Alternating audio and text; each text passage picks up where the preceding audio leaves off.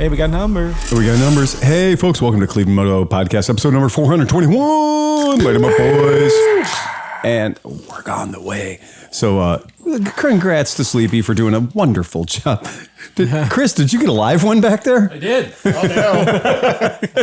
I just heard this. It's like, what the fuck, man? It's like Chris took the snorting beer. He did. Yeah. Keeps me looking young. We're going to snort beer and drink drugs. Yep. Yeah. Yep.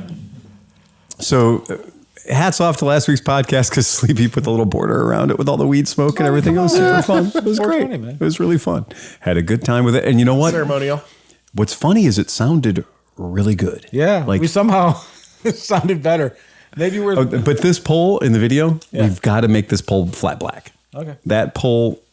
Yeah, that pole is our 6th or 7th or 8th podcast member. Yeah, right. So unless we dress him up. What if we did that? What if we just like made him a mascot? Get Google Got him guys. I have something at home that's inflatable that we can put on that pole. Oh no, we should totally make him a wacky arm waving. How about if he's just flat black? Okay. Yeah. How about we just go full flat black? Because I've had more than one person comment about like, wow, that pole sticks out like a sore thumb. Like, what is it painted with? And I was like, it's painted in 50-year-old, off tan latex. beige. It is. It's lead. It's good. Yes, it's lead as it's flaking off. Dan keeps licking it's it. Probably like three coats of acrylic or latex over top of lead paint. Are there napkins or paper towels anywhere? Oh yeah. You should ask your bartender. On top of the fridge. We're pretty well set up down here. I'm pretty happy with it. It's goddamn amazing. If there's anything missing, just write down a list. punch list. You know it'll happen. We've got the monitor now, so people can see what we're talking about. Yep. That's Getting that was better every day. That was a complaint. Yep, and that took no fucking short period of time to set that. That was harder than I thought. But People get snippy for this free entertainment they get all the time. yes, they do. Well, for some people, it's not free. I think this is a good chance for us Well, if to it was a guy thank our Patreon listeners. Thank our and watchers. Patreon listeners. Yeah, Some people are actually paying. Yep. they do Donating. pay. Yep. And And the rest of them, we make them pay. right, and it is a fun. I mean, it is a fun thing when I get the updates and stuff from Patreon members that are subscribing and Patreon members that are. Well, they're not unsubscribing, but we've had one or two people drop from the $20 level to the $10 level to the $5 level. And I'm like, yeah, that's fine. You showed up. Like, you showed up. You did your thing. I really do appreciate it. See, I am having an effect. It's, what I, what On I, that note, oh, man. I hope people made it to the end of last one. It was pretty epic. Yeah, it was. I'm an asshole. And we're out. Your mouth. new to, tagline. Your mouth to God's ears, right? It's my own brand of merchandising. It's just going to be I'm an asshole. That's all. Again, that's OEO. With your face. Dennis Leary. Exactly. Maybe I'm an it's time asshole. for a 25-year Dennis Leary revival. Oh on that. yeah. But I do have there are some. I thought you guys might be interested in hearing that we have had a little bit of activity. Pretty interesting. Let's get Tom on cocaine and see. Quick note, Mrs. Smith tells us that Bryce Young was the #1 pick to the Panthers. She's keeping us up. What's that? On the NFL draft. I think it's football. Oh, it sounds like football. Yeah, I don't have any idea what that means. It's okay. This is a #1 pick for the Panthers. The one thing. I came from the. New, I came from. That's all we had to say. I came from New Orleans, Is that different than so I understand the Saints. So coming to an area with the Browns, I understand why nobody gives a crap about football up here. No, I don't care what team it is. Right. I don't care about football. The fuck are you No. I mean, talking that's why it about? sets up. Yeah. Wow. Okay, you do. I don't get. I mean, that. no, I don't the get reason- that one. But the reason that I don't like football is because in high school I got beat up by football guys every day. So why would I like a sport and glorify something of the people that beat my ass up all the time? Fuck that. Look, if I'm going to wear a hat that's got somebody else's logo on it, Yeah. right, it's going to be something I'm fucking super duper into. Sleepy, you just Right. needed tougher freaks at your school. Yeah, that's true. Yeah, that's probably true. So what does your hat We say used on to it? kick the jock's ass it's first in setting, gym okay. class at softball and football. Oh, really? Wrestling. I mean, I don't know everything. either. The long hair freaks would show up and give the jocks a hard Well, time. I mean, Just watch the lingerie league, and that's what football should Right. be. There you go. I mean, I can get that a on thing? board. Oh, yeah. my God. Okay, It I'd is watch a that. great thing. I'd watch It that. is the thing. So continue on, Phil. You So- were rudely interrupted. Yeah, where were we? So, Alex, we love you, Alex. Trebek. Alex Gabrowski just edited their pledge from $10 down to $5. As you should. We understand, Alex. Times are tough. This recession's hitting all of us. We get it. You're totally fine. We don't love you any less, but we did just call you out on the podcast. Yeah. So make a note of that. If you lower your Patreon, So we just call so you know, out. all $10 level and up. We have a special surprise for you. And if you're a $10 level listener, you can feel $5 better than Alex. Just keep that in mind, folks. It's not your value to yourself. It's literally your value to us. So that's it. So if you want to know that's the difference. We have no problem with know you what? changing your donation amount. I'm gonna go Nobody nuts. needs to punch down at him. Nope, nobody needs to punch but down. next week, only $10 and up. I'm gonna cut out all the punchlines of every joke, and then we'll put that as like the 10 and under one, and then we can. Can we try it? Let's do a test right now. Okay. Okay. So Dave Osterday sent us a joke. Okay. What do you call a nurse with dirty knees? Head nurse. No, they wouldn't hear that. Because he just edited out the joke. He just hit the cough button. Yeah. Now I have to edit that out. Oh man. Right. So you're gonna edit that out for literally just for the people at that level. Yeah. Yeah. Fuck you. You do not have enough going on at your new job. You have way too much free time at your new Believe job. me, I have a lot coming. I'm finally finishing this one project I've been working on for 6 months, and I am ready for something else.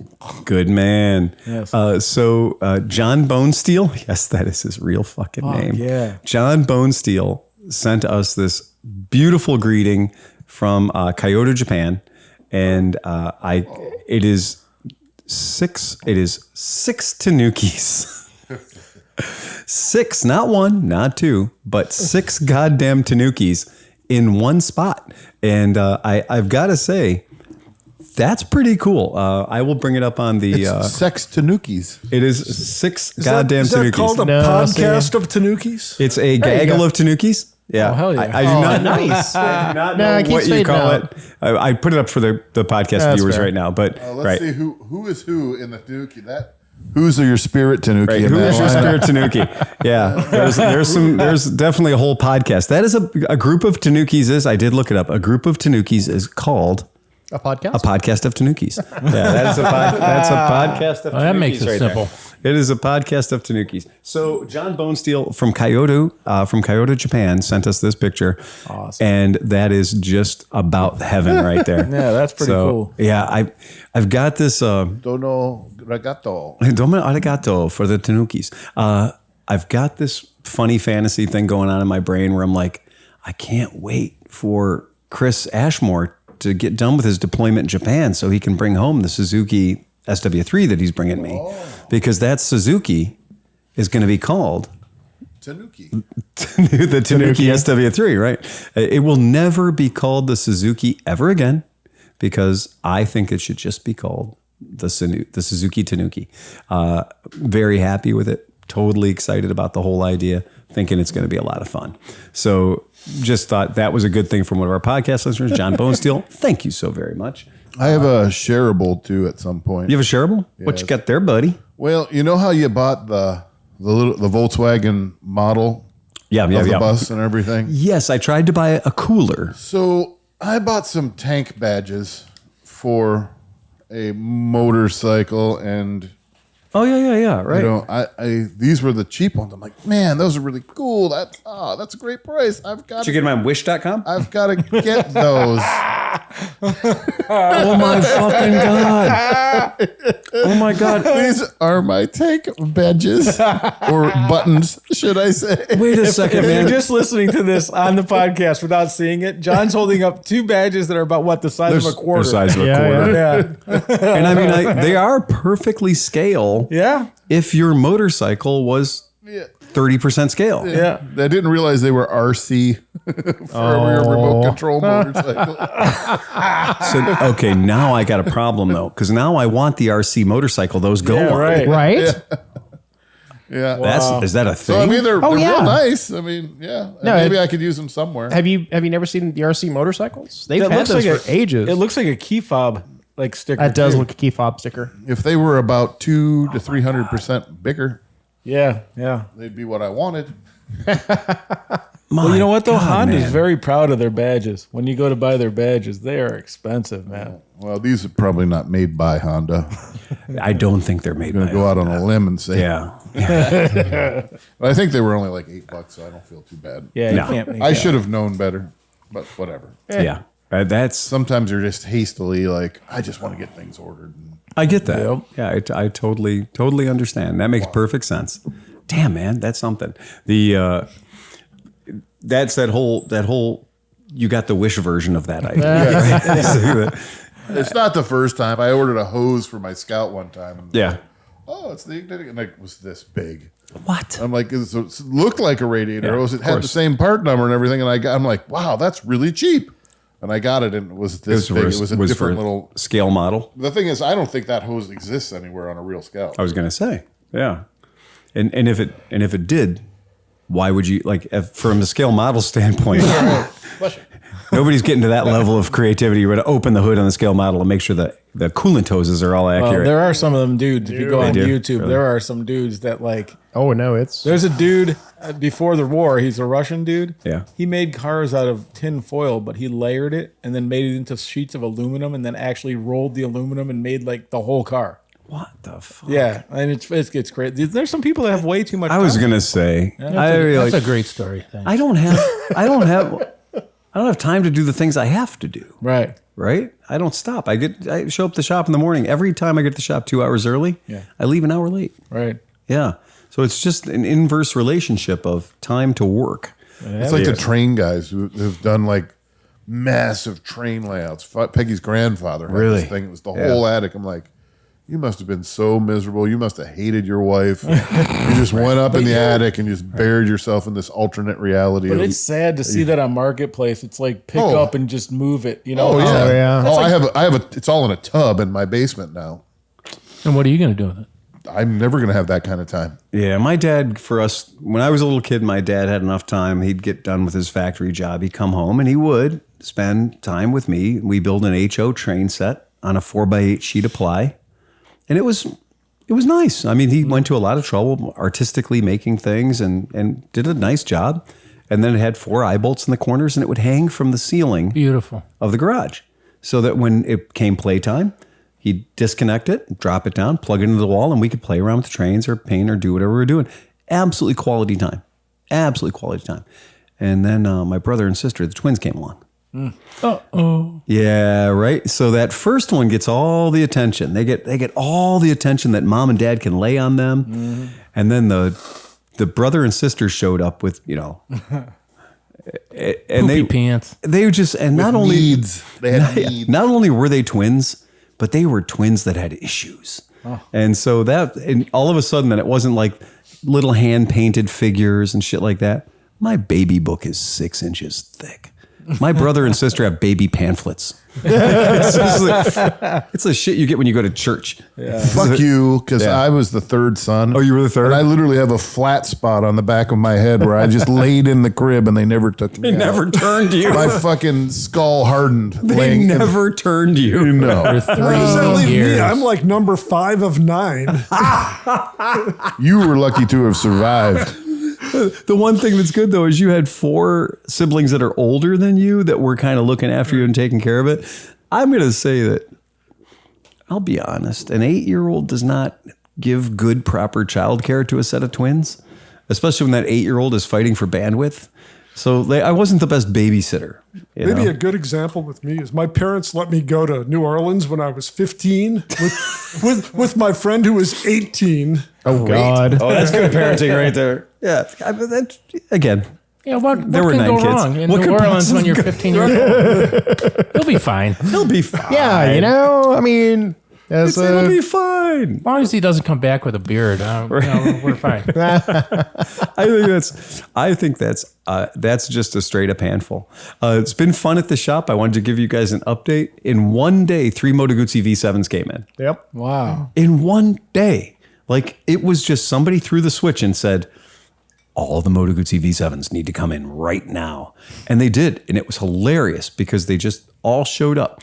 And it's a bike that I am particularly fond of.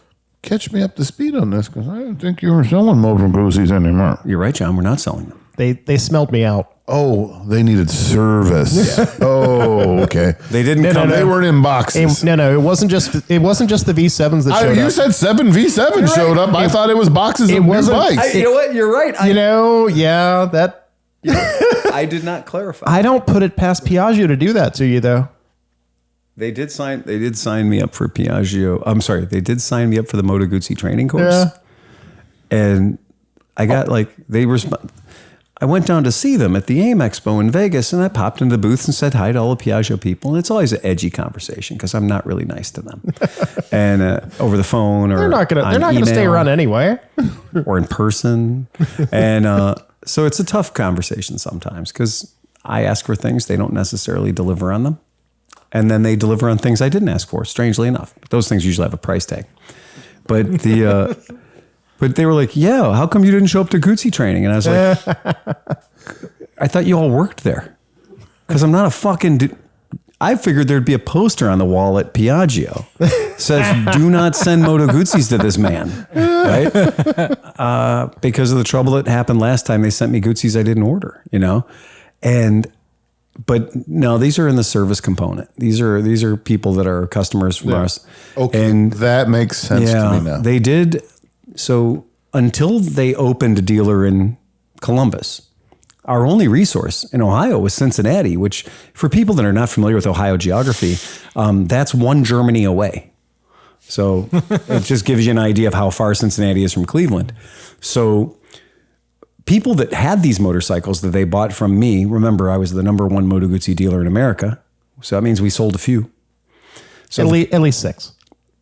The one year 59. Yeah. Right. So I'll put that number up against any dealer in America as far as so you thought you sold some Moto Guzzis last year. Yeah. But we sold a lot of Moto Guzzis. And in the years that we had them as a franchise, though all those people, including Chris, became customers. And all those people needed support. And including Chris. And when the great... Especially Chris. Thank you, Johnny. And when the great drought or the great exodus from Moto Guzzi happened and a whole bunch of dealers quit being dealers, that left only one in the state of Ohio. And Chris did not want to take his motorcycle to Cincinnati for basic fucking maintenance. And Guzzi Piaggio Group thought, you know what, it's better to let me service their customers, even though I was no longer a dealer, than it was for them to explain how they only had one other dealer and he was several hundred miles away.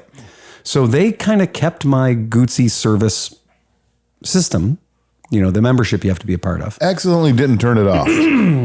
Yeah, and they let me pay the money to keep it going too. The associated bank account was the part. Subscription fee, right? Because you do have to pay for that. It's not free. So they let me keep having it.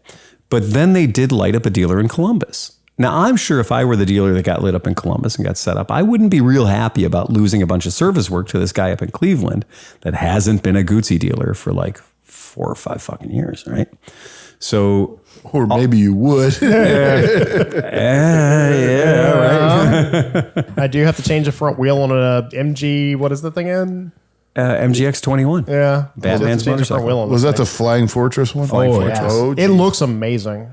It is. Not gonna lie. It's growing on me. I still can't believe though. They're like, okay, hey, can you sell our bikes? And you're like, yeah. Yeah. I'm like, okay, can you fix them? Yeah, we can fix them. Yeah. Okay, but to get the information, you got to pay us. Yes. Yeah. Can you imagine the meeting when they came up with that? They were like, dude, you think they're going to go for it? Nah, but let's try it anyways. What's going to happen? And then there's a whole company out there called Surf Pro. Yeah. And their job is so that they can be the go-between for warranty claims and warranty support and parts support for about 20 brands of motorcycles.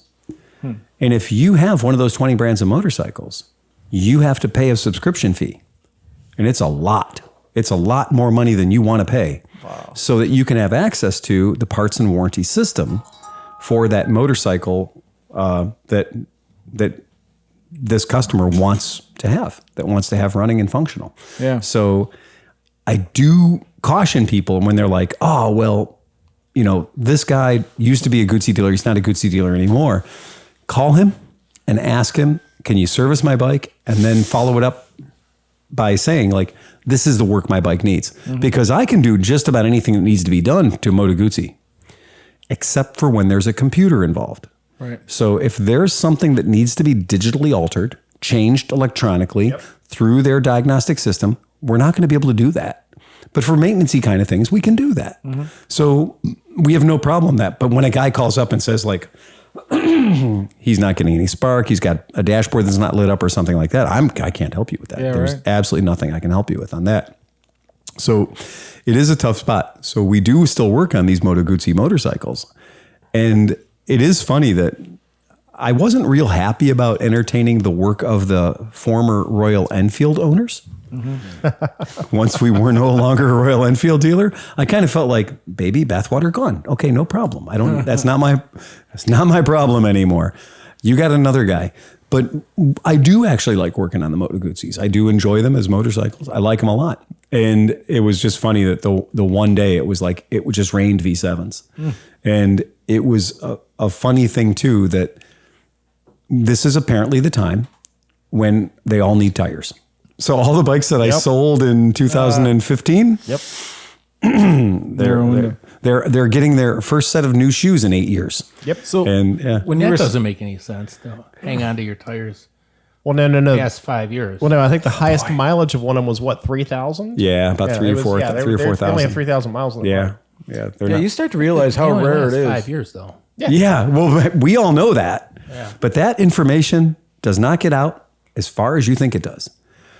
When you see the number of people, we have a bike that's a 2009 in the shop right now with 2,120 miles on it. The 2001 to 2,120 miles doesn't make up for the fact that the bike is, 14 years old. And yeah. Oh, no. You've forgotten what I mentioned the other day. We have a P125X in the shop. Yeah, but that's forgivable. That's a scooter. It's a motor scooter with split rims and inner tubes and the whole deal. Yeah. And it's a front tire. And I honestly have had customers buy vintage tires I've had or come into my shop and say, do you have any Continental speed lines or whatever? Because I want my bike to be period correct. And look, if that's what blows your skirt up, I got a period correct white wall for my Honda Dream. Yeah. That bike's never going to go over 55 miles an hour. Yeah. But it looks sexy doing it. And, but when people have a bike that they're riding and they come in on 14 or 15-year-old rubber, then you're like, oh man, that hurts. Because you have a hard time telling them you need 2 tires. Well, why do I need 2 tires? Oh, because they're 13 years old. Well, why do I need 2 tires? Look at them. There's tons of tread on them. I'm like, yeah, but your tire got wider. It's separating in the middle. Your tire is rubbing on the engine cases or it's rubbing on the swing arm because the tire is literally separating. And it is not a well-published thing. I think as motorcycle people, it wouldn't be a bad idea to tell a friend. Let the world know, hey, I'm a motorcycle person. You're a motorcycle person too. You've got your, let's just say, 8-year-old Harley or your 8-year-old Sportster. I notice you don't ride very much. Are you on your factory tires? Oh, I'm on my factory tires. Change that. Yeah. Because in the rest of our world, what do? We replace our pants when they have holes in them, right? We replace our shoes when they wear out. Nobody except Merrill Shoe Company helps you realize that your shoes are worn out by making the glue fail that holds the top of the shoe to the bottom of the shoe. They have memes about that. They always show like the coal mining kid. Yeah. And he's all there and there's like a really nice looking kid next to him. And it's Yeah. like your 14-year-old tires watching you put the new chrome exhaust on your motorcycle. Yes, I guarantee that is 100% true. And this is the time of the year when they all come in. I'd like to take all my new tires and I put them up in the attic of my garage for 10 years and let them extra vulcanize Season them, in the 120, 40 degrees that it gets up there. Good idea. I've got a couple that are about ready to come out. Come to the AMA booth for Cleveland Moto this year. We're gonna have a Oh, God, yeah. We're gonna have a fine selection of artisanally aged dry aged tires that still have the Parts Unlimited wrapping on them. They're brand new. They've never been mounted. You just want to go over to the burnout pit and sit there for like 6 hours and not even lose make a groove in them. Still ride the next day. Yeah. Barely make smoke. I heard boat age tires do a little better though. I do not believe in your boat age tires. But it is a thing, and people should be aware of that, because it becomes a problem. The minute it becomes a problem, you're well and proper fucked. It's not a problem. They're round, black, and hold air until you're proper fucked. Until they don't. Right, until they don't. And it's just it's not like a car where like you blow a left front, you're like, oh fuck, I got to change a tire. Like, you're on 2 wheels. You lose one, you're not having a good day. The other thing that Tom discovered today on a machine that has been very low miles, right? Very low miles, still might be on its factory tires, maybe 8 or 10 years old, right? Valve stems. Yep. Oh yeah. Jesus fucking Christ, people. No. I look back and I think that maybe for all those years, inner tubes were actually protecting us. Because when you replaced an inner tube, it came with a new valve stem as part of the inner tube. But so many people now are spooning on new tires, but neglecting to take that perfect opportunity when your rim is sitting there all naked and you can get to your valve stem, forgetting about the opportunity of literally putting a goddamn new valve stem on that thing for $5. Oh, I've had people fight me over that. Yeah. And it's $5. Oh, it's $5. Yeah, it's $5. Oh no, it's $10 for both tires. Oh, I don't want to do that. I was like, dude, I don't even argue anymore. I just cut them off. Well, Like if I change a tire, I cut it. it is the silliest thing, but I've been on a motorcycle rally where we were south of the border in Mexico. We were very far away from support. I mean, it was hours and hours and hours, and we're sitting at a rest break. And this is when those cool little rechargeable inflators first came out. Oh yeah. And the guy's got the slick ass little rechargeable inflator, and it runs on a DeWalt battery or whatever. And he's just like, check this out, man. And he does the air in his tires. And he's like, yeah. He goes, I'm going to go down the line and I'm going to do air in everybody's tires, man. I'm going to make sure everybody's safe because I can see that guy's tires low and that guy's tires low. I said, look, not for nothing, but if you come up to my bike and you pop that on my valve stem, and the action of you popping it on my valve stem cracks my valve stem, I can't patch a valve stem. Right. Once a valve stem starts leaking, even if it's a brass core with a rubber sleeve around it, if that's old and brittle and dried out, once it cracks and it starts leaking, I can't stop that thing from leaking. There's no amount of slime in the world. Nope. They don't make a plug kit or a patch kit for that. And I said, so here's the rule. If you were to do that to my bike and you were to try to help me out and you put a little pressure on my valve stem that I didn't need to put on that valve stem, I could have made it another 900 miles and never found out. And I could have made it 900 miles on 10 PSI too low, motherfucker, because I don't care. But if I'm dicking around with that valve stem and I crack it, or I'm trying to reach in there with the wrong air pressure gauge or the wrong inflator, which does happen. Man, these things are so fragile. I told the guy, I said, if you do that to my bike and all the air comes out of the tire, I'm riding your bike. And you're going to deal with this problem right here because you created it.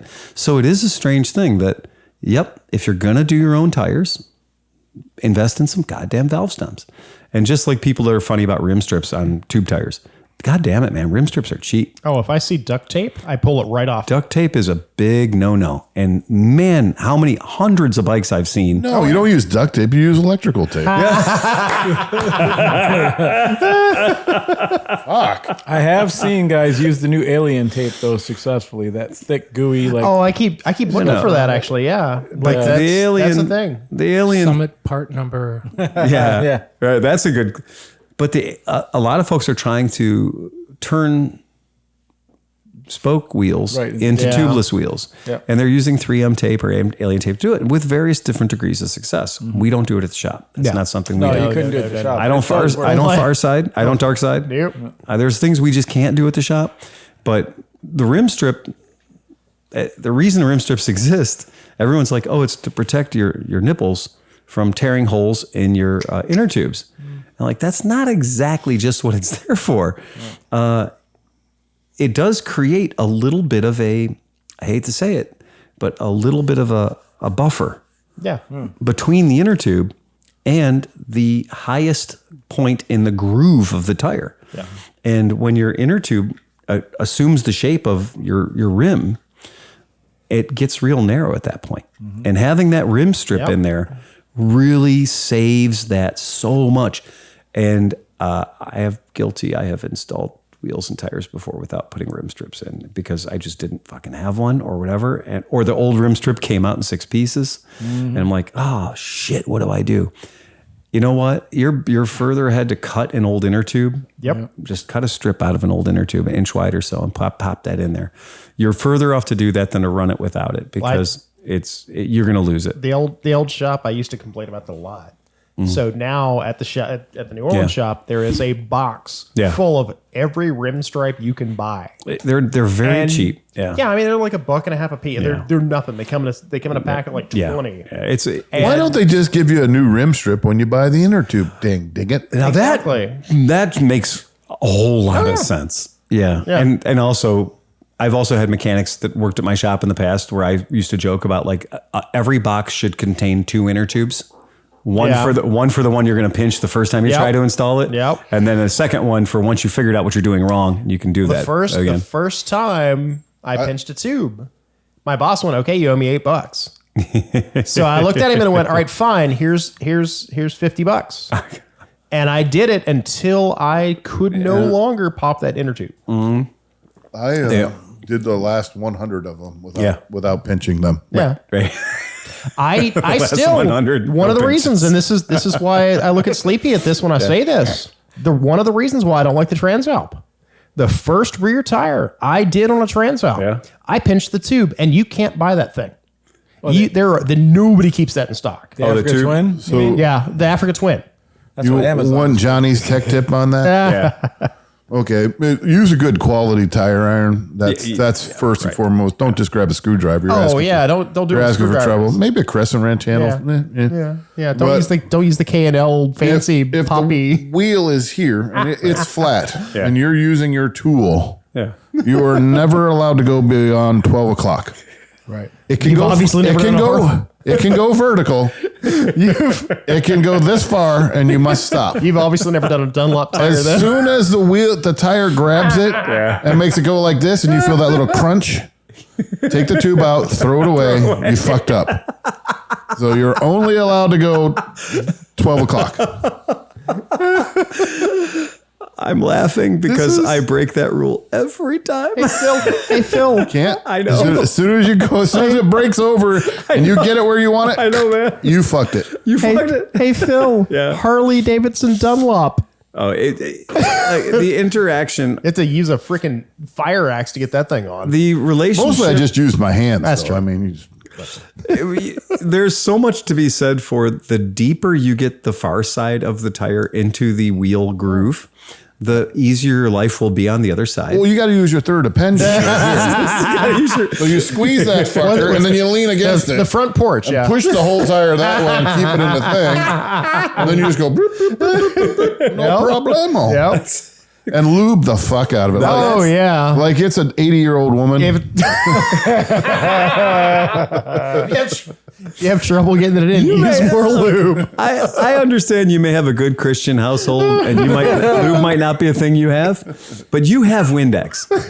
And Windex works a treat. Like Windex is magical. The best stuff was when you got the Nomar stuff. The Nomar stuff. The Nomar paste, that changed everything. The Nomar stuff is slicker than whale shit. That stuff is fantastic. It's not cheap, but it's worth every penny. Yes, sir. When you start mounting tires with Nomar goo, because we use, pig snot's been the industry. Dawn dish soap is all I use. Forever. But that Nomar cream, you can put it on your hands and you can just get funky with it. And you just get as weird as you want to get. Just get funky with it. And the Nomar does it. The Nomar breaker bar too, the Nomar system, if you're breaking the tips on your Nomar changing bars, you're doing it wrong. But if you're doing it right with a Nomar, It's like velvet. It's just like, whoo, and you're done. But that lube, whatever that lube is, it is magic, because any other grease, I mean, I got Molly lube on my hand. I'm going to have it there for the next 26 years, right? But the Nomar mounting grease, you get it on your hands and you're like, oh, I'm never going to be able to eat ever again, or I'm never going to be able to handle anything, or forget about me carrying any nuclear weapons around. It's water soluble. You can wipe it on your pants. You can take a scoop of it and put it in a squirt bottle and shake it up and make no more spray, which is what I did, which was great. It's amazing. But it's the only lubricant I've ever had in my entire life, and fun stuff too, where you can have it on your hands and then just wipe it on your shirt or your pants or your jacket, and it's like you have monkey grip again. It's the weirdest stuff, because any other lubricant, you can go wash your hands with soap and water and super hot and whatever. Nothing's going to get that lubricity off other than brake parts cleaner. And that's how we all get cancer. But It's also how you find out your cuts. that is exactly. How much silicone did I get all over my hand? It's got to be like somewhere built up in my body. It's got to be. You got to like My liver's got a big pocket rock of silicone in it. silicone. So you were talking about lube, and it kept spurring this memory. Did you guys see that little Here we video? go. No, did you see that little video? It's an Asian lady, and she just moved to the United States, and it's her little documentary of like, her documenting like her new journey, right? Okay. She's like, okay, so I'm here, and I'm going to try I American think favorite. that's fake, though. You think you saw it? It's got to be. I mean, yeah, whatever. So anyway, so she says, I'm going to try a peanut butter and jelly sandwich. So she goes, I have wheat bread because it's healthy, and I have Jif peanut butter, and then I get this kind of jelly, and it's KY jelly. And then she slimes it on there. Yeah, I was okay. laughing my ass off, man. There you go. Sucker. You think it's fake? It's got to be fake, man. It's got to be fake. Man, I'm a They have gullible. petroleum jelly in Japan too. Yeah, but they don't know what What's it's the called. difference between jam and jelly? I can't jelly my dick in your Hey, ass. Johnny. I can't jelly my dick in your mom's ass. Now you're gonna have to blank that one out for the $10 for the Patreon. $10 patrons. Hey, For Johnny. the $5 patrons. Johnny, what do you get when you mix birth control pills with LSD? A trip without kids. Oh, there you go. So I did put out in the notes that the Honda Rebel 500 is no longer the only parallel twin cruiser in the 500cc or semi-liter class. Kawasaki has launched the Eliminator 450. Now, initially, I'm a little confused because I don't understand why Kawasaki didn't just like bump it up a couple of cc's and call it an Eliminator 500. If you're going after the Rebel 500, it'd be nice to go after the Rebel 500 with a 500.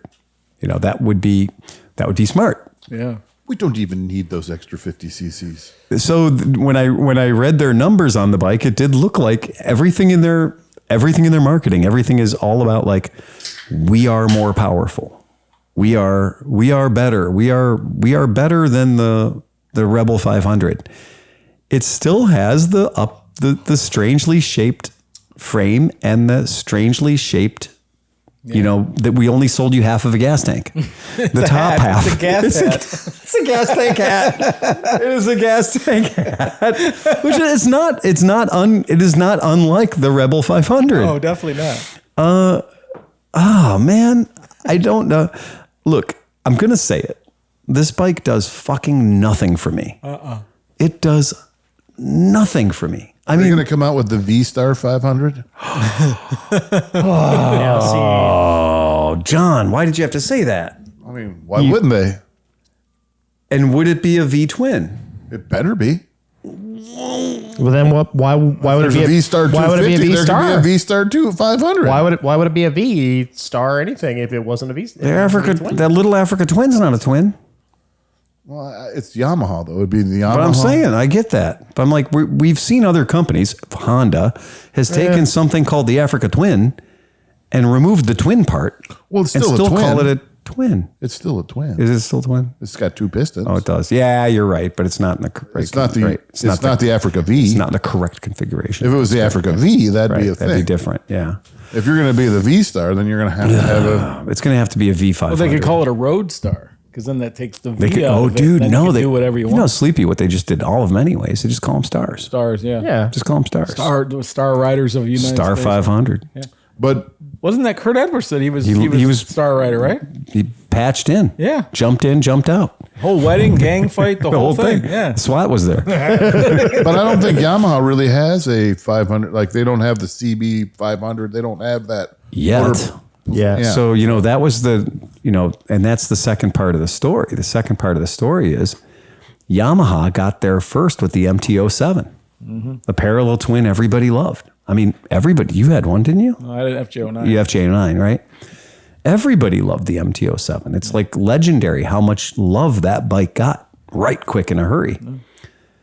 And now Honda's doing everything 750. They've left no letters of the alphabet untouched. They've got them all. And that's one of those ones where I think that the one that probably attracts me the most might be the CL 750. Yeah. Right. I think that might be the one where I'm kind of like, ooh. I kind of dug both. The CB looked all right too, man. They're going back to keeping a nice full gas tank, that straight line like they had. Like it looks good, man. Yeah. And yes. And I totally agree with that. Now, with this concept of Honda doing everything, and I mean, Are you putting that up on our TV too? I'm going to show it to you guys. Okay, thank you. All right. Yeah, just because I don't want anybody to be left out and make sure everybody can see this thing because it is worthy of being seen, right? Because No, I'm going to say I hate it because nobody liked when I put up the Scrambler and everybody was like, "It's still a Scrambler." So I hate this because everybody hated my bike. Good idea. okay, Your master? I'm jaded. okay, fair enough. We all want No, the Honda CL 500. That's what this is. No, this is the CL. I'm sorry, CL 750, right? So the 750. So this motor's going into every goddamn thing. They're doing the Africa Twin, right? So that's going to be Transalp. the Transalp. Thank you, Transalp. Are they calling that the XL? I don't think That's going to be. I think it is. Is it I think it's an Transalp XL 750. Okay. This parallel twin motor, and Steve Hoffert's not here, but I am going to bring it up. This is not the same 750 NC. NC. No, it's definitely not. It is definitely not. And boy, when you start reading copy from Honda, they are making sure that you understand this is not the same motor as the CTX, right? It's not the NC motor, and they are making goddamn certain that this one will rev. Right. That this one's going to rev out to 10,000 RPM, and it's going to be a happy motor. You know what I see? You know what I see going on? And it kind of struck me. Like when you sent that article, I went and read and saw that they're doing like 4 bikes with this motor, right? Yeah. I started thinking about the future and how everybody's going electric. Yeah. I wonder if it's because like they're cutting down the R&D budget for ice bikes, Yeah. and they're moving a lot of it to the electric stuff. I don't know. I really don't. I have a problem with electrics, and that is with the incredibly small numbers. So if we took apart any electric motorcycle, and I don't care whose it is, if we took it apart and we laid all the parts out here on the floor, the basement, we'd be shocked at how few actual parts there are. Because just the powertrain alone, it's a motor. It's just an electric motor. Right. So that's a little different than an internal combustion engine where, Jesus Christ, even if you have a single cylinder motor, you've got a lot of parts, let alone a 4-cylinder. So to me, it feels like electric motorcycles should cost a lot less than they do because of the number of parts involved in making them. It's just, things are something that is the sum of its parts, and you come up with pricing based on the sum of its parts. Right.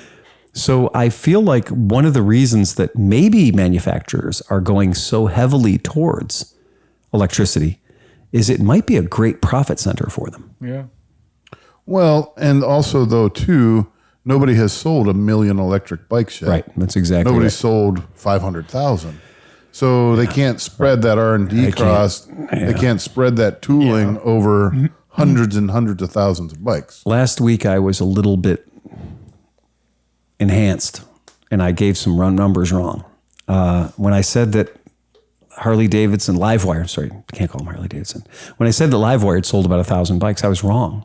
They'd sold about 574 bikes. Jeez. So they'd sold about 574 bikes, and they'd said that they had revenue of over, $48 million. And when I did the math on that, unless they sold those bikes for $80,000 per bike, which I know they didn't, somebody's fucking lying. And I know who's lying. But as a consumer, before you plunk down your money to buy that live wire, keep in mind that that company sold 570 or 547 bikes last year. A whole fucking company. And in the process, they lost over $100 million. And they say they earned $45 million. But the math simply doesn't work. So you can't have one report that's talking about how Harley Davidson had to kick down Harley Davidson, the company that you said you're no longer a part of.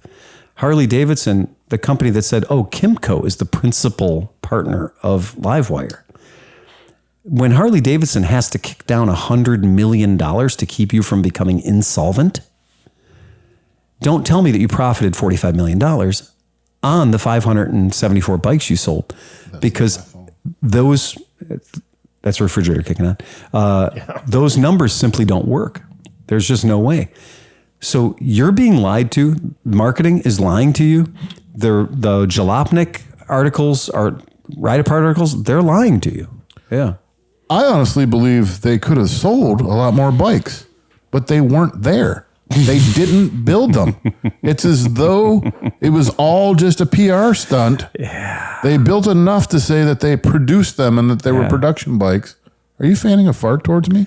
Don't you fucking fan a fart towards me? He's lofting it. But I mean, seriously, I mean, No, he's how many dealerships did had them? How many had? I mean, like it's like one of those things. Like each dealership got one or two. If he's sending you it seemed like there was actually a legitimate. People wanted them. People thought they were cool. I don't know if people were willing to spend the money, but they weren't available. I don't think there was the demand. I just don't think there was demand. I think that anybody, because I'm on all their forums. Are there any still sitting in a dealership? Yeah. There are? Yeah, and I'm on all the forums, and there's also them that are being extraordinarily discounted. Well, they're going to be one hell of a collector bike. I mean, I think maybe the first one was. As long as you don't want to ever ride it. Oh, you mean the Bramo? No, wait, no, the Bramo. Take the battery out and put it in your refrigerator. I'm really. I'm sorry, I made a mistake. I said Bramo, but Bramo is. It's not Bramo. No, it's not Bramo. It's Mission. Yeah. Right, but the point is why this is scary, because we have to remember that in our industry, and the thing that we love to do, the rallying cry, what everybody's broadcasting, what every news story is about, is that Volvo's not going to have any gasoline powered vehicles after a certain date, and that this state's not going to allow gasoline after a certain date, and this company's not going to do that, and Yamaha's turning all of its attention to electric motorcycles, and Honda's going to produce 80% of its motorcycles are going to be all electric by the year 2030, and all these statements. Go ahead, John. I stand here before everybody. Yeah. God, the world. You guys, anything I care about, and I will tell you, I will be driving an internal combustion engined vehicle until the day that I die. Yeah, I will not ever.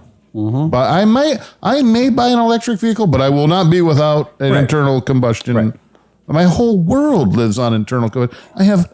Just in my garage alone, there's thousands of piston driven. I mean, if I start counting pistons, you would have to start cutting them down right now just to get into those numbers. I couldn't get rid of all the. I don't ever want to live in a world without gasoline. I get it. I will make my own gasoline if I have to. If you have to, and you can. Yeah.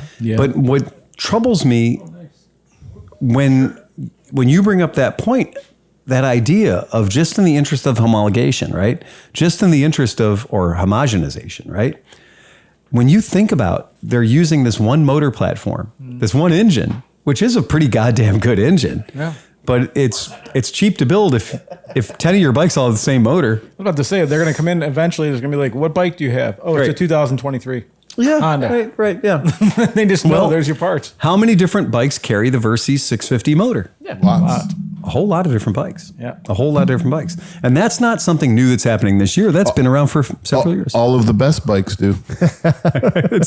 But it is that's an interesting take because to the consumer who goes, it makes me feel like 1972 when there was a CB 350, a CL 350, an SL 350, and there was kind of every 350 from Honda that you could imagine. And they had kind of every 350, and then they sort of kind of had a whole lot of weird 450s. And then they eventually had quite a few different 750s, but there were like three or four basic motor families. But maybe we're getting a little more towards that. Maybe it's for cost savings, or maybe it's because, as some people might suspect, that the factory who's making these motors would really like to make the smallest different versions of motors possible. So you could say like, oh, we've covered Honda by making these 8 motors. What about another thing that I've noticed is a lot of the bigger dealerships are going away. So like you don't really see just Honda anymore. It's usually a bunch. No, right? it's a family, right? Do you think about this? So if you buy one of these Honda family motors that are in 10 or 12 bikes, Right. now that smaller place can pretty much always have the parts you need in stock. That's a really good point too. Because then, they don't have to have 15 different That's true. bikes. of That's stuff. true. Well, Right. it's easier to change the frame and the bodywork than it is to change the motor. I mean, you mentioned the CTX motor earlier, because it was in 6 different bikes. Easily But, 6 different bikes. As you said, they're not really high rev motors. One of my former coworkers had one of the first CTXs. Sleepy had one. Yeah. And It was a NC700, It yeah. was a great lazy motorcycle. Oh, it's my commuter. He has put 60,000 miles on this freaking bike. doing with 71 no problems. miles to the gallon. too. Exactly. Yeah. And what? Go ahead. What? No, keep talking. What are you saying? I was gonna say, I actually saw one on Marketplace earlier for $3,000. I went, Yeah. that's not a bad deal. That's a good. I've been saying that about those CTXs. Yeah. I don't like the way they look hardly at all, no. but man, for what they're going for, pretty cheap. and the one that had the bags, like there's some factory the V- bags. what is the That VN? actually was, well, it was like a V something. It's a CTX, but Yeah. it actually But had it had the bags hard and bags stuff. And I'm built like, in. "Ooh, VT. yeah, It was the okay." VT something. It kind of hides some of the weird to it, and Oh yeah. But my question to Phil is, okay, if once I've cleared EPA, once I've gotten that motor and that thing, Engine family. I don't have to do a whole lot. I can change everything else, but as long as I don't change that motor, I don't have to go through that whole expensive, It time-consuming saves process. millions of dollars. Oh yeah. Millions of dollars. And it does free up your marketing department to play that game where it's like, oh, we've got a 750 for everybody. Oh, you want a trail 750? Oh yeah. Hang on. You want a monkey 750? Let's do it. Like, let's get weird. If they were smart, they would make kind of like how you can change the ground panels. Yeah. They just make a platform and then you could just bolt on whatever you wanted. How far are they off? Well, yeah. I mean, how far really That was are they off? that with was always that was the idea. Sorry, I was gonna say it was always the idea with Tesla was they were going to build just the platform the and skateboard. Let bespoke companies build custom platforms. Oh man, That's what I said about the Africa Twin. I want the Aqua Twin, the Arctic Twin. I want the Wave Runner. I want the Snowmobile. I want the fucking everything. Oh, like the Ford Bronco, where it's literally the Appalachia or the North Carolina. What is the Hatteras? Yeah, it was. See, that looks awesome, dude. I want that bike immediately. The 750, that, oh. Settle down. I like the way we just broke Steve. Good looking bike, dude. Well, I guess it kind of just looks like my Z900, Once you- but it's I was gonna smaller. say, so yeah. it's like, yeah. Once you take that muffler and take it away from the seat and put it down low where it's supposed to be, it looks really great. Now I have to tell you this. The picture, I will throw this up just. Is that a rendering? No, it's worse. Oh no, It's worse. artist concept. I don't even like to bring it up because it is so fucking worse. You're gonna notice the piston on this motorcycle goes directly straight up and down. Oh Yeah. So this is the GB, and this was the original marketing. When this is not the motor that's ending up being used in this bike at all, but they did sell it with the right paint scheme, and they sold it with a lot of the right action. But what the bike actually is going to be is going to be this. cool, man. It's still good. The GB 750. So the GB 750, because they were calling it the CB 750 Hornet. And I was like, ooh, hello. Because, the CB 750 Hornet, that's got a lot going on. That should be a Quattro. You're right. And I completely agree that motor, when you see these renderings of the Hornet that have the 4 exhaust pipes. with the perfectly vertical cylinders, you're right. That's not what it's going to be. So what you're going to get is the GB 750, which is going to have the twin, which is going to have 2 cylinders, and it's a fucking great looking bike. I mean, I have zero complaints about it. It's a very, very sexy bike. Looks like it's going to be comfortable, too. It kind of does, and this is one of those things that maybe I don't need to buy one right quick in a hurry, but maybe, just maybe, A lightly crashed one. comes my way. Maybe if I wait long enough, I got that CB11. It just needs a new front end. You remember that CB1100 I got? And I got it 6 months after the bike was launched. Yes. And I paid a very, very cheap price to get it. And we all rode it. We all enjoyed it. We all thought it was a cool bike. None of us went out and bought one. Not a single one of us went out and bought that bike. And it killed me how cheaply I had to sell it. Because I'd consider buying one now because they are really cheap. you're getting into that $4,000 price point now. You're getting into old skin flint McElfresh. So here's what I'm noticing about these bikes. Yeah, right? about these bikes, yeah. So the Honda has decided that they've seen enough of their bikes chopped and the rounded part put on the back for cafe races that they just do that now from the factory, right? So my question is in 10 years when these things are on marketplace, are Right. people going to be adding tails? Oh, they're gonna weld loops in. Yeah, and things. Put a huge tail light on it with reflectors. They're gonna get a vintage 1975 DOT trailer taillight and weld a loop into it and put this ridiculous taillight on the back of it. Yeah. Every time you throw your leg over the saddle, you're gonna kick it. Kick it, yeah. Oh man. Just saying, because look, seriously, there's no back end. It's just No. a seat. No, there's just a seat. And that is true that they have abbreviated the back of that motorcycle right down to nothing. Yep. But here's what's funny when you do look at the comparison between the CL750 and the GB750. The side panels, the difference in the motorcycle is really just the side panels and the exhaust. Yeah. The rest of it's pretty fucking similar, God bless them. It's not an ugly gas tank. They figured out a way for it to have a chrome gas cap. Yeah. They figured out a way for it to look pretty darn good. And you know that so many people will be putting out vintage sticker packages to make these look more like the 70s. I want the spoke wheel and chrome fender package. Yeah, me right? too.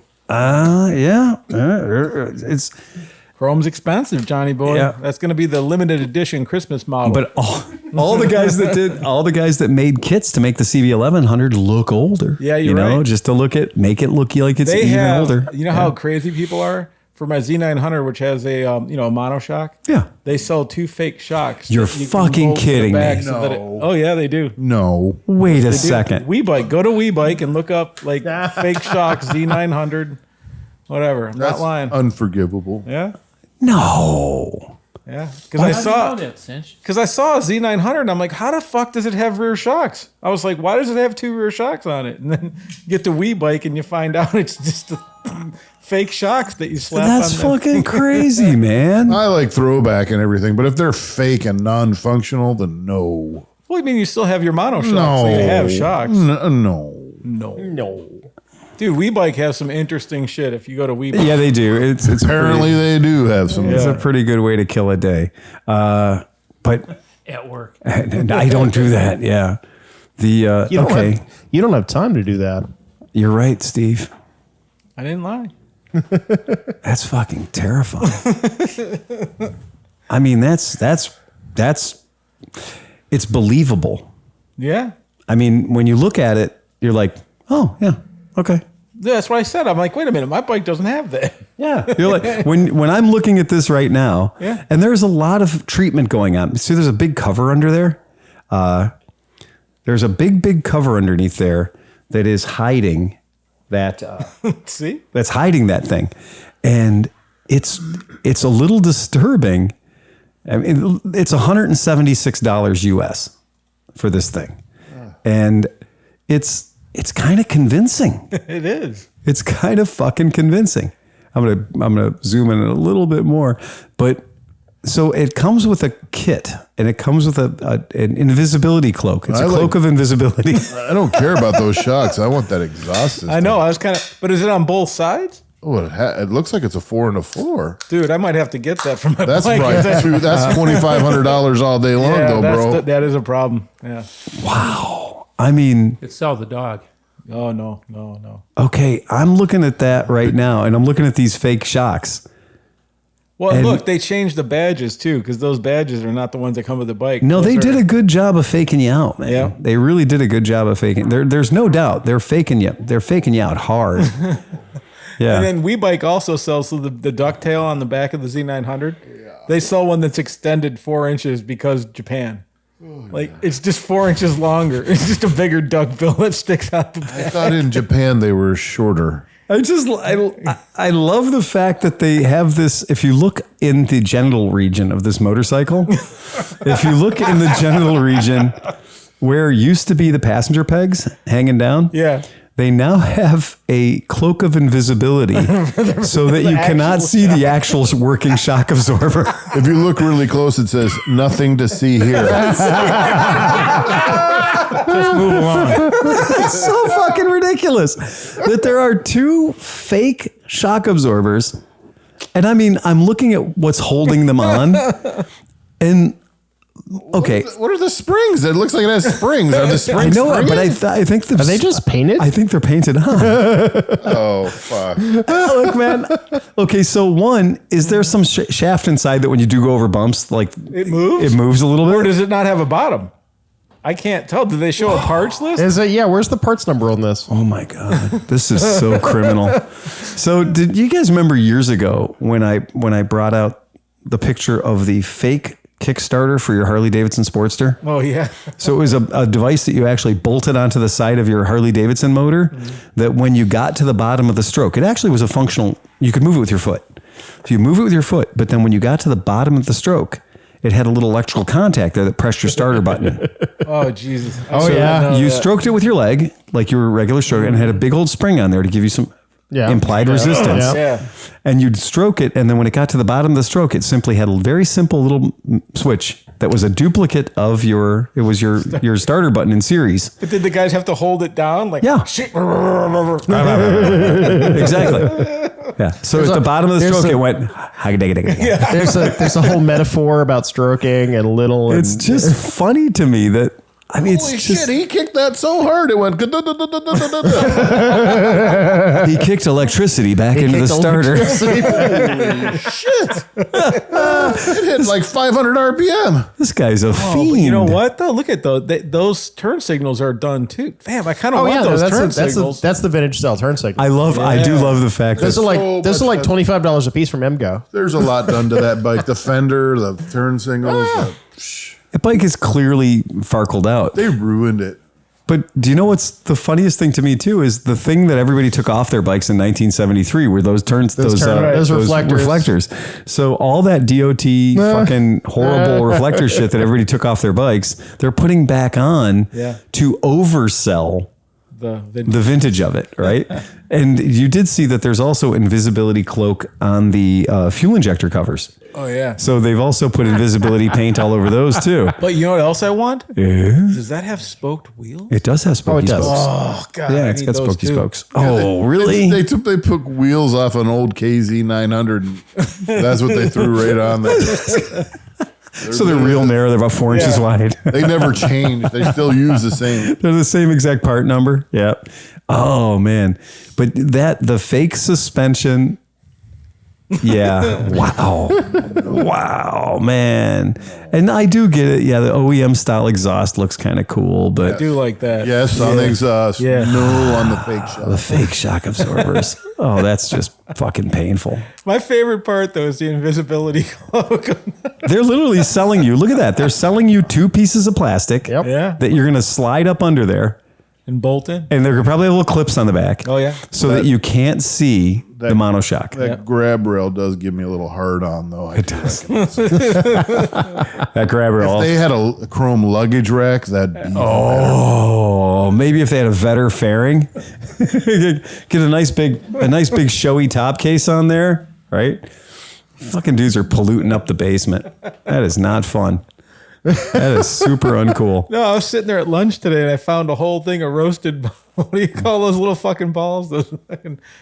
What are you talking about, son? What the fuck are you talking about? Those fucking broccolis or whatever. And on that note, Are you talking about Brussels sprouts?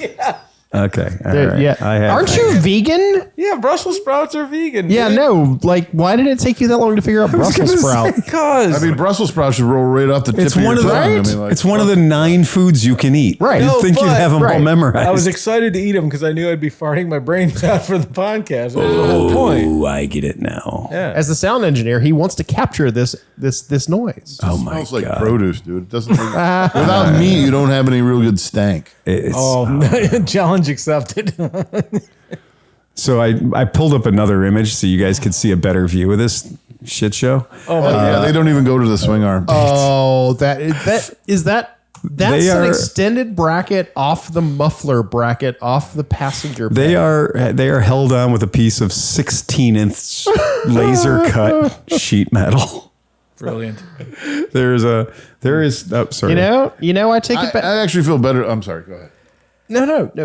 After you. I'm glad that they actually do nothing at all. That makes me feel better.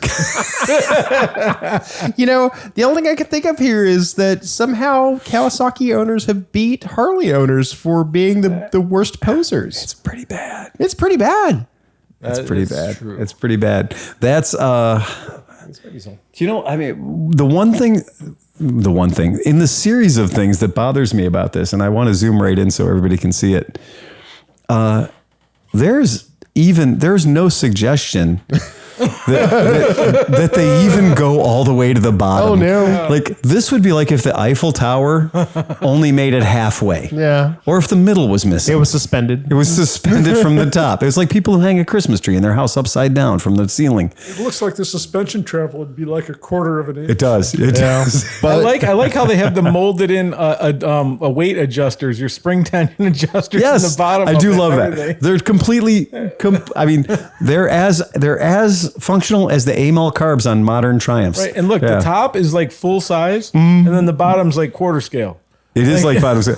And there is also a lot of that chicanery going on about like this entire thing looks like it might be just molded plastic. It totally does. But in today's world, you might be the only person you know who rides a motorcycle. Yeah. So all your friends and everybody you run into has no idea what any of this is all about. So they're just like, wow, that's really cool looking. They have no idea that And look at these the Japanese shocks guys. you put on are just for show and how much of it actually These does Japanese anything. dudes don't fuck around with the wheel. Look at these wheels too. Like, what fucking wheels are those? That's like some old Kawasaki race wheel. From, Lester Mag. They look like Yeah. Lester Mags. Yeah. Yeah. Look like a copy. Yeah. that's pretty cool. I don't think so. You don't like the mags?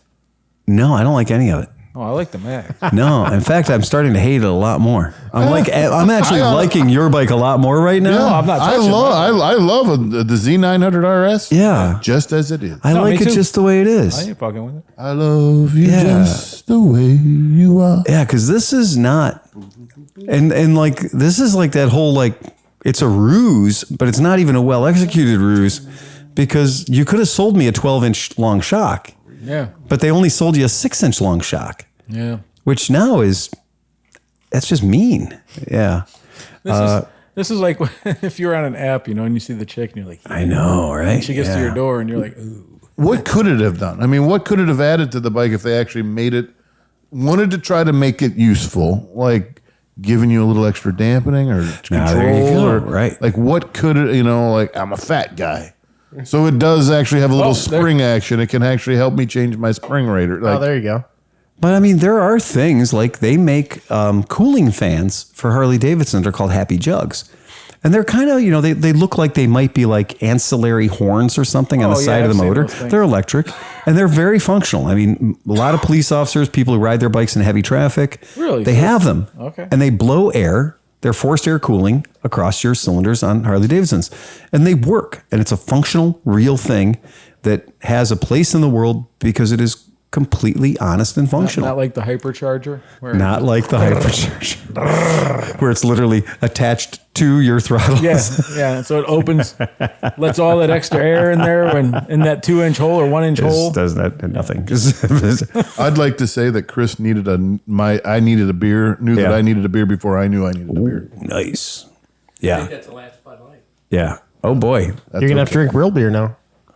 No, I am drinking real beer. I'm give I'm you having the- some gay beer and I like it. Do they give you the footrest there with it too, huh? They do. The foot pegs. Yeah, the foot pegs. Because clearly You have to have a place to put your feet. Yeah, right. Yeah. Yeah. It's this kit, the fact that this exists, this is a thing, man. This is a thing. And I mean, I was angry at the weird intake vents that were cut on the side of the Super Magna, on the plastic side covers. Yeah. They put these like vents in them to suggest that there was some sort of an air intake there. And like on the VMAX, the big schnabels on the side of the big snorkels on the side of the VMAX that just don't fucking go anywhere, man. They are not, in fact, ram air intakes. No, they're not. No. Ram air doesn't work when you have carburetors.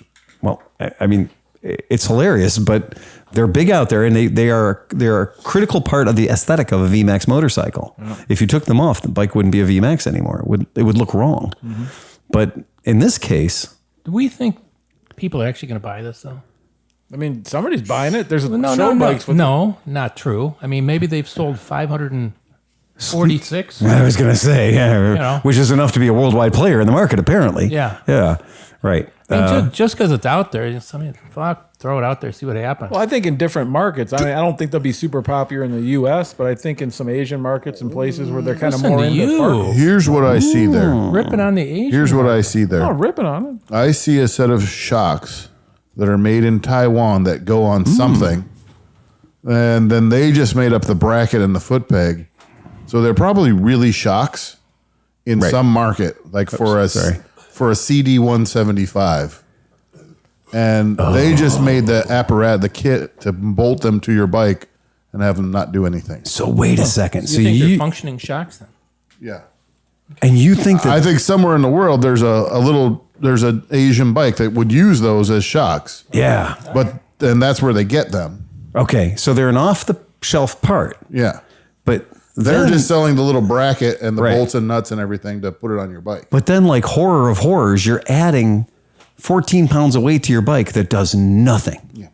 In fact, it hinders. Like it makes it worse. Yeah, I bet those are real shocks. They have real springs, they have real dampening and real everything, but it's not connected to anything that's not doing anything. That's even awesome. But I just like the fact that the shocks have the reflectors. The adjusters. You can't take them off. No, those are non-removable reflectors. I guarantee if you go to downtown Manila, there's somebody riding around on a Honda Passport that has those on it. With real fake shocks. The Kawasaki Vulcan 80. It is built only for the Philippines. With 1 inch of suspension With travel. 1 inch of suspension travel and like a 1.5 inch wide tire. Right. And the whole bike's set up for anybody under 100 pounds. If you're over 100 pounds, you can't even fucking think about riding it. Yeah. And the rest of the country, it's just in front of the Kmart with a quarter slot. But in Manila, they actually ride it. Right. That's it. Oh, that's fucking awful. $220. $220 for. I wonder if you could do the Google Was that for the fakie kit? Yeah, the Doremi Z900 RS accessory fake rear suspension. Right here, $220 in stock. We got plenty in stock. Plenty in stock. Actually, I kind of like those shocks. The guy won't stop delivering them. BOGO. I think those would shocks be good on your S65, Dan. I think those shocks are just worthless. Okay, so I wanted to bring this up because we were just talking about claims of making billions of dollars when you're not making millions of dollars. So we all know, if you've been around for any period of time, you'll all know that there's a company called Cycra, and Cycra makes all kinds of stuff. Cycra has been making motorcycle dirt bike accessories for a long time. And one of the chief elements about Cycra, the reason you get Cycra handguards, the reason you get Cycra professional racing plastics, the reason is they're made in America. And they are America, man, as America can be. And you can get, all the best gear from Cycra. And I've noticed that Cycra has removed one of their most potent marketing tools is that made in America. And I noticed that it wasn't on their website anymore. And it turns out there's about 476 million reasons why. They got hit. Turns out they got caught. They got caught putting Chinese parts and Taiwan parts in bags that said made in America. Ooh. and they got caught assembling things that were made in Taiwan and China and then stamping made in America on it. And they caught them in a kind of an interesting way. Proudly designed, developed, and manufactured in Lexington, North Carolina. And all their packaging features the American flag. So apparently what had happened was they got caught by customs. So customs are the people that caught them.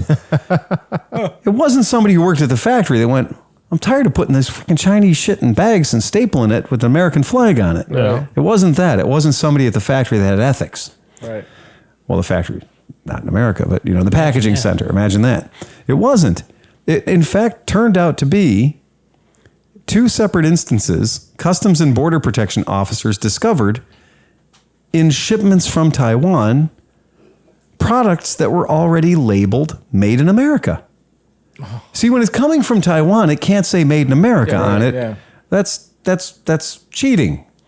And I am kind of reassured that in today's world of, if it bleeds, it leads, and who cares who lies, just get to the money. Right. I'm glad to see that somebody went, I'm a customs and border official. I inspect things. And I happen to look, and I look in the packaging and I say, look, this says made in America. And the outside of the box says Asia. Right. I'm going to call somebody. No, they did. And they did. And that guy was like, oh, What was that? he was stoked. So the judgment against them is $872,577. Wow. Now, I don't know a lot about Sycra. I don't know how much money they make. I can't imagine it's a lot more than that because the FTC has partially suspended the fine based on their inability to pay. Oh, geez. So Sycra will be required to pay $221,000 of that money. So clearly the FTC didn't want to put them all the way out of business. Or maybe the FTC said, we'll take $221,000 this year. Yeah. And then next year we'll take another 220, and maybe you can be on pay your fine over time. Let me ask you this: So sell more of those mislabeled parts, and then we'll get their fine. If you look at their website now, it does not say "Made in America" anywhere on it. Because you can say assembled in America, right? Like if you have parts from different sources. Well, yeah, but this goes. Apparently, the FTC is all over this because Pyrex got in trouble for the same thing. Oh, they did. Yeah. Like there's a number of companies that have just been Designed in America. right. Oh man. But there was a thing a long time ago, and I mean, 30 Rock made a joke about it apparently, but it was made in USA. Yeah, USA. USA. Yeah, USA, China, Yeah. USA. Yeah, that was So they were like, old, the long-time urban legend. So I'm going to go, and just for fun, I'm going to go ahead and pull up the Sycra's website. I promise you, I bought handguards from them before. Like my bikes have Sycra handguards on them and stuff.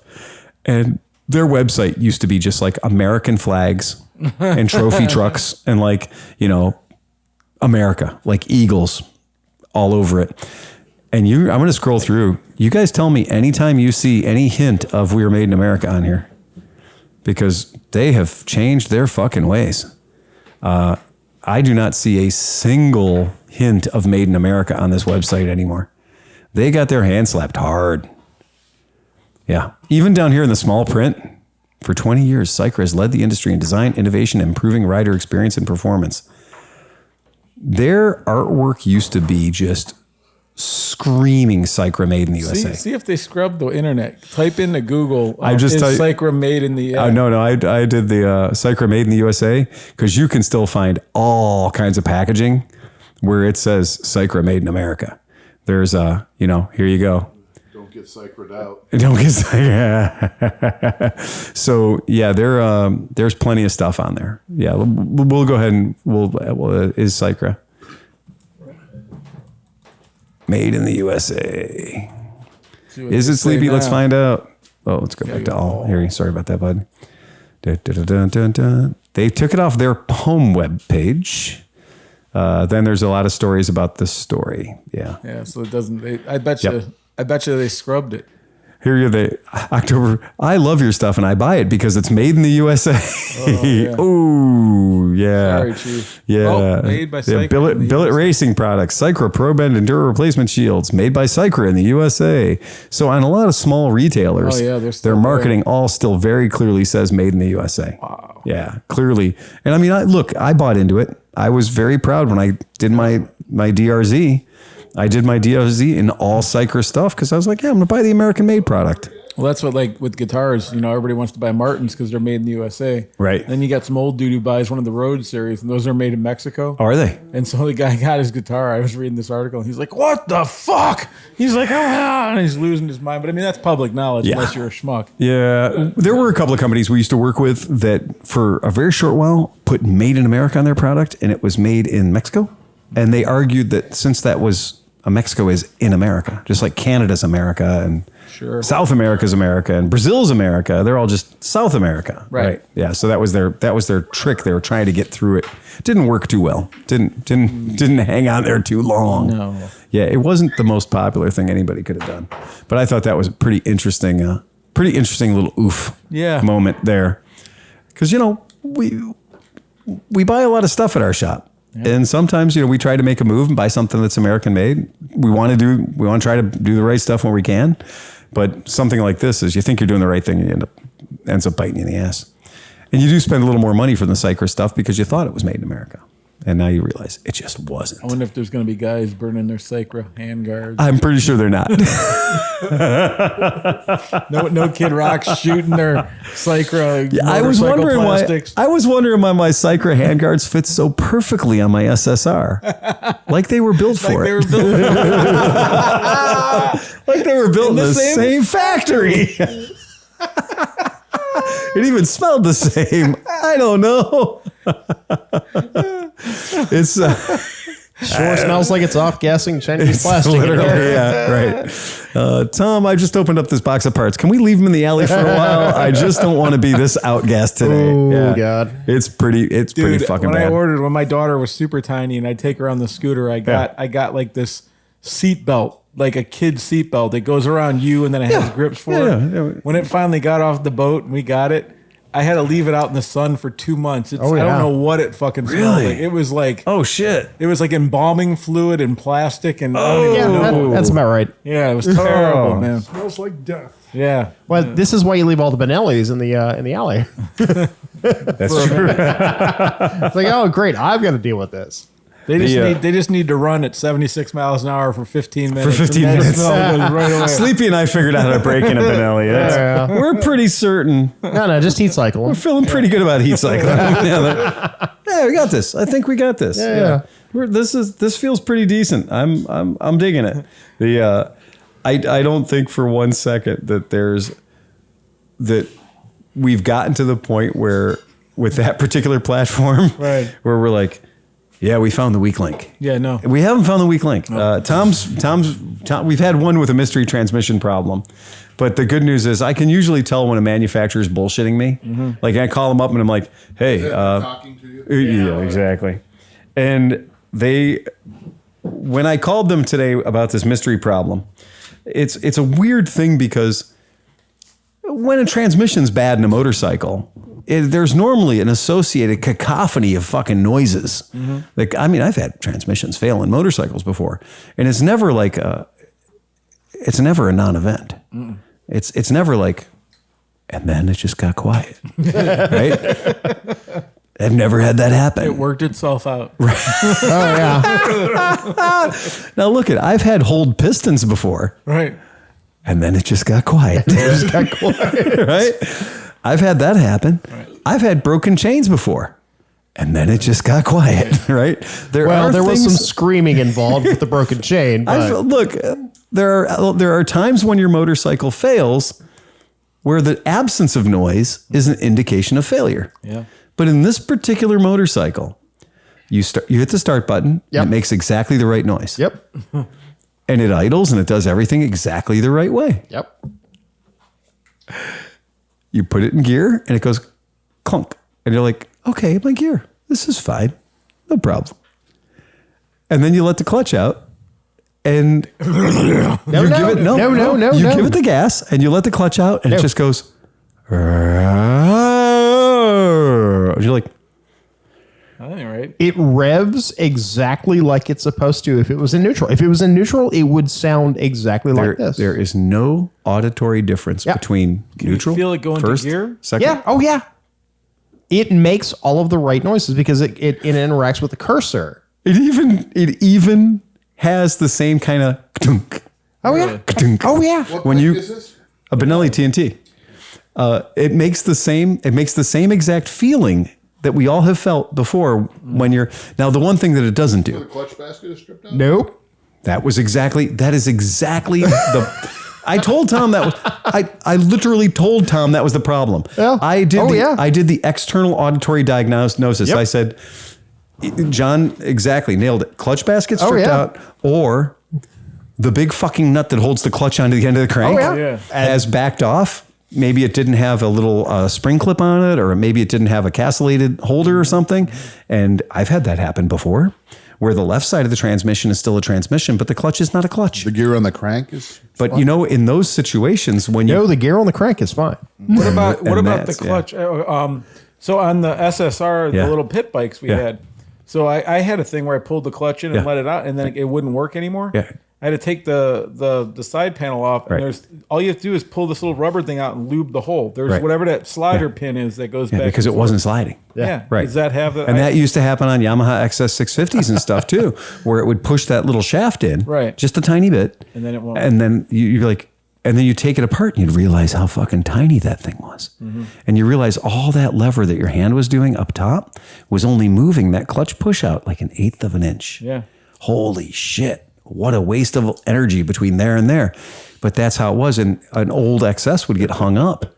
And it just wouldn't move. Right. And so you'd be like, what the fuck, man? You'd let the clutch out and the bike wouldn't go down the street. Right. And then some people would be like, oh, well, you just fucking kick it, kick it. But the honest answer was to take it apart, lube it up and fix it. Right. But it was just because they got dry. That's not what's going on here. Tom pulled about the right side of the motor and all the plastic still is in place where it should be. Like all the things that should be clean are still clean. Yeah. And the oil actually looks beautiful for 400-mile oil. This is 400 miles. So it had worked up until the. Oh, yeah. It worked up until failure. I was going to say, the term that the fella used was, I was shifting into fifth gear. I've had this bike for about 400 miles. Yeah. I knew that I needed to bring it in for a first service. I was just enjoying it, and I shifted into fifth gear, and then nothing happened. And he said, I tried shifting to all the other gears, and nothing happened. Yep. And if you got on the bike right, if I brought it in here right now and I let everyone take a shot at it, you would all be doing the same thing that we did, because that's what a logical mechanic would do. And it's the weirdest and it's the strangest thing. So, but we talked about, manufacturers bullshitting us. That phrase, that's the first time we've ever heard about that. When I have no idea. I have never heard of an MP3's head bearings failing. Exactly. Right. Or any of the other, second gear. So you're going to tear it apart? Well, so this is the debate. And this is a thing that I wanted to bring up, because this is kind of an interesting thing in the way of, as a consumer, you're like, I got a motorcycle, I want to ride it. It's clearly, it's fucked up. Yeah. And it's under warranty. Okay, great. All those things are established. So what do we want to do? We want to shorten the amount of time between it fucked up and it's fixed. That's what we want to make that time as short as possible. And it can be tough in April and May, right? When there's tons and everybody's being overwhelmed, right? And so this happens. So I call the manufacturer, and here's how the manufacturer usually works. Hey, this weird thing broke. And they go, that never happened ever before. So then what I always do is I go into the parts ordering system, and I go into the parts ordering system. And if I order that part and they're on back order, then I know that has happened hundreds of times before, Right. because there are no parts to fix it. Any manufacturer would have a couple of something, right? A couple of something hanging around. They're still building the bikes today. Exactly. And the manufacturer probably wants to have a couple of parts around just in case one of them gets fucked up in a certain way. Right. So I went and I tried, and they had all the transmission parts I could pick were available. Now, believe me, when John and I experienced all the transmission problems with the Royal Enfield, They had to make parts. Right. Like there were no parts available. They had exhausted the whole like we're gonna throw parts at you thing on the first 100 people that this happened to. By the time it got to John and us, because it was an off season when the thing came down, they were manufacturing racing type gearing, back cut gears and shit, and sending us kits that were like Bored out with bronze Yeah. phosphorus bushings. And yeah, they were not fucking around. So I kind of feel like I'm not being lied to because the parts that could be wrong are there, right? So I made this beautiful warranty claim today, like had about like 18 or 19 parts on it because I have no idea what's wrong. Right. But I'm not going to throw one dart at the dartboard. Mm-hmm. I'm throwing the dartboard at a bag of darts. But I mean, like, right? if you were SS or Benelli or whoever they are, Yeah. QJ or whatever they're going to be now, wouldn't it, you're building this reputation of having a good bike. Oh, I think it is a great bike. Right. Well, that's what I'm saying. But wouldn't it make sense for them to be like, here's a fucking motor. Let's just get So this kid that's on a the fucking great, road. okay. I'll mail you this motor back. Well, Yeah. Send me a okay, new motor, I'll now. mail you the And old then one he back. gets to study what the fuck happened to the motor. I'm not going to touch. I'm going to leave it exactly Well, where it that's- is, pop it out, and send it in to you. Now That hasn't not happened yet. Okay. So I'm going to Yeah, no, clarify we're with not you. there yet. That hasn't not happened yet. Okay. So right now, as they said to me, how long will it take you to rebuild this motor from the lay shaft up? I said 6 hours. 6 hours. Motor out, split cases, motor on. That's an entire day. That is one entire human day of doing nothing else. I mean, doing nothing else. That means you only jerk off once that day. Okay. But that hurts you because now, like, It shut my shop down. Oh for a yeah, day. if I blow 8 hours, Right. It on shut my one shop down. bike, yeah, that's what I'm saying. It's ridiculous. there's 6 more right behind it. Right. So now you got to weigh your options. I can order an entire motor. Now, right now, the guy who's running the warranty department at SSR has got to be like, well, either he takes it apart now, finds the weak link, fixes it, and then we know for the future, without us doing our due diligence here at the company. Right. We let ClevelandMoto figure out what the problem was. Mm-hmm. And then not only are we only paying him, 4 hours of labor at $90 an hour, but because another thing is bullshit is some of these companies have different labor rates for warranty than they do. Some of the books to go are out. crazy. They're Like crazy. professional, like It's Yeah. crazy. Yeah. It's crazy. But anyway, I can understand why it's in their best interest to let me do all the research, to let Tom do all the research and let us figure it out and us find out where the weak link is and tell them. Whereas for my customer, the best answer is new motor in box, right? Open box, install motor, fuck off way. merrily down the road. Yeah. And it is very funny in my experience as a shop owner, the times when I have had companies send me extremely expensive motors. We're not talking about 135s here. No. Right. We're talking about 1200s with 8 valves, right? Elaborate Italian motors that show up in boxes because the company's like, yeah, we don't want you changing the heads. We want the customer to have an entire motor. Right. Right? Because sometimes they don't go back together as good as they should. Right. Sometimes you get a leaker. I mean, unless you're a scam company, I don't understand why it wouldn't make sense to do that. It's just it's Well, fortifying okay. your All right. credentials. All right. Here we go. So I probably put Hyosung out of business back in 2007 Hyosung did that themselves. Those motors were garbage. because I could replace a GT250R motor blindfolded by the time I was done with that bike. Now, same year, same era, same everything else. Kimco made you build a People 125S motor from the ground up. John, did you do that Kimco 500 motor? Exciting, yeah. Yeah. Exciting. Holy, I was shocked. I was shocked that Kimco was willing to finance my shop building a 500cc motor where the cams were fucking blue. I mean, No lobe. no lobe. Lobe activity. Oh, I had a cam is supposed to have fucking lobes on it. There's high dwell cams and low dwell cams. This had no This dwell. looked like a paper roll. There was no dwell, and it's like the guy was like, "My bike's really hard to start." And I was like, "Cause your fucking valves aren't opening." When we got the motor apart, John called me into the back, and the first thing I noticed was that the carriers for the cams were blue. They looked like every part on an SR-71. Oh, jeez. These things had truly been flame hardened.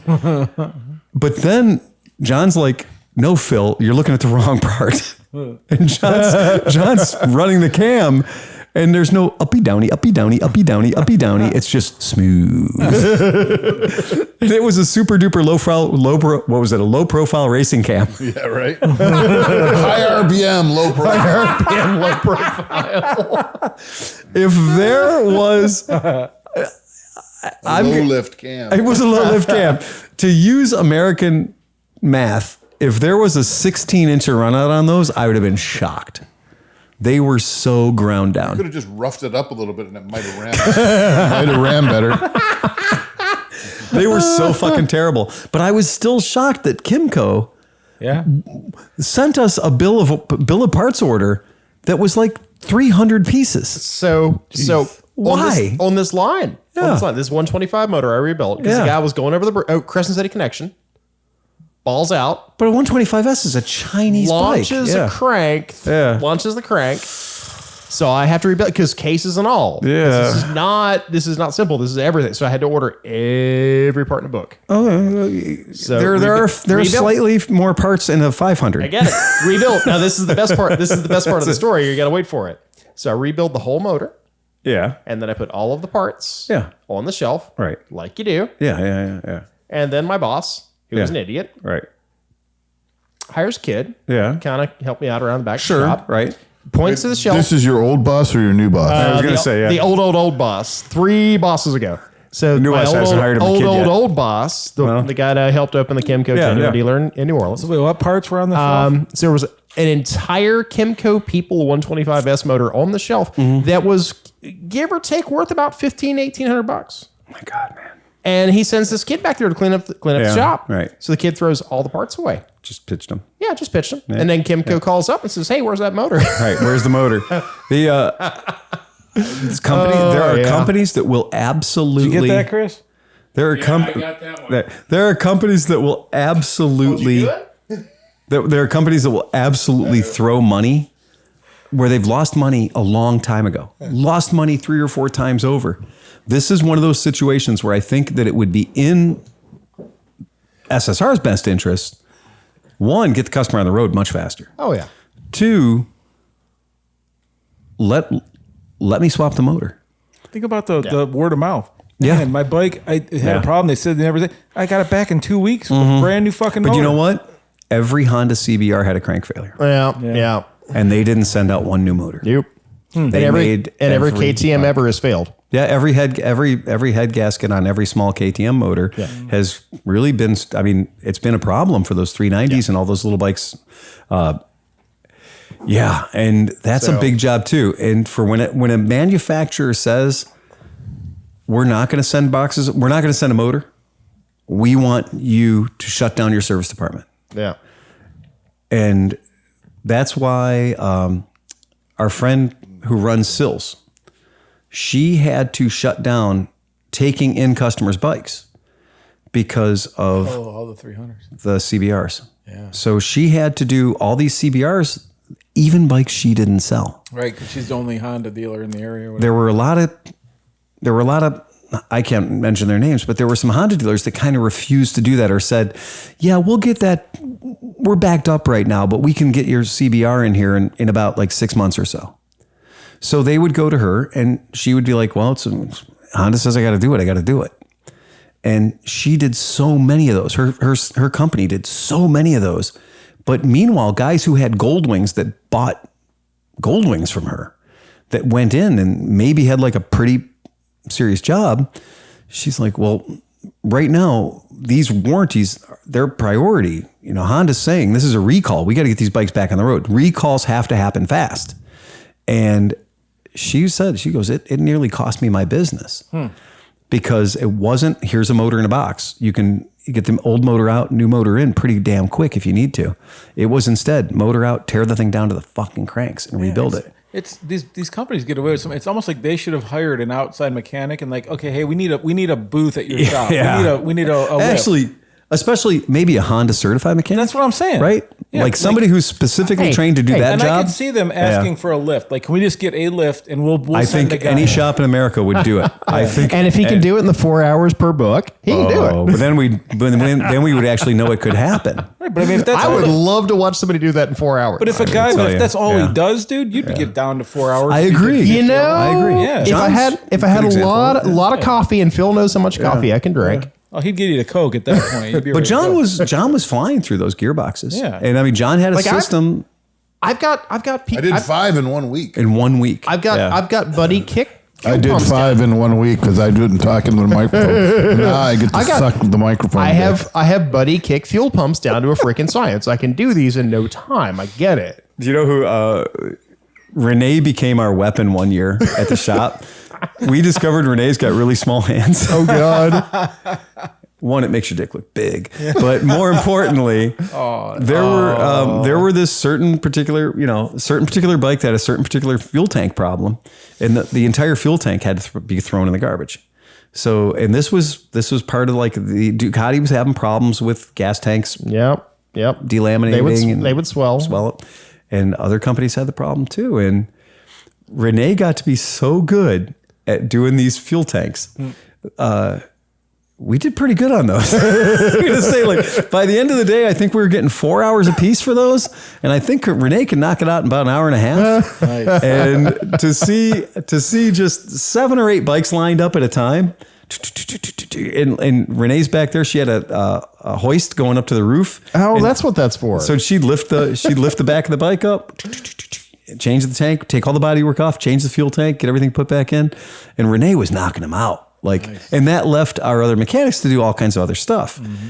But that was funny because Renee was like, well, I'm pretty sure, because I was trying to do one and I couldn't get my arm inside of it. Mm-hmm. And I was like, hey, Renee, come down here. Can you get your arm in there? And she's like, oh yeah, I can get my arm in there. But like, can you disconnect that fuel pump? I can disconnect it. You get that fuel sending. I can get that fuel sending. Yeah, good. Like, There you what go. the fuck am I doing here? Jesus Christ. I'm holding the flashlight at this point. Dad. Let me show you how to do the other 4 things and I can leave. And I did, and it was great. He's such a trooper, man. Because there is a thing about, you nailed it when you said, like, if you could have somebody trained to do that job. Yeah, right. And if the company sees there's a problem, right?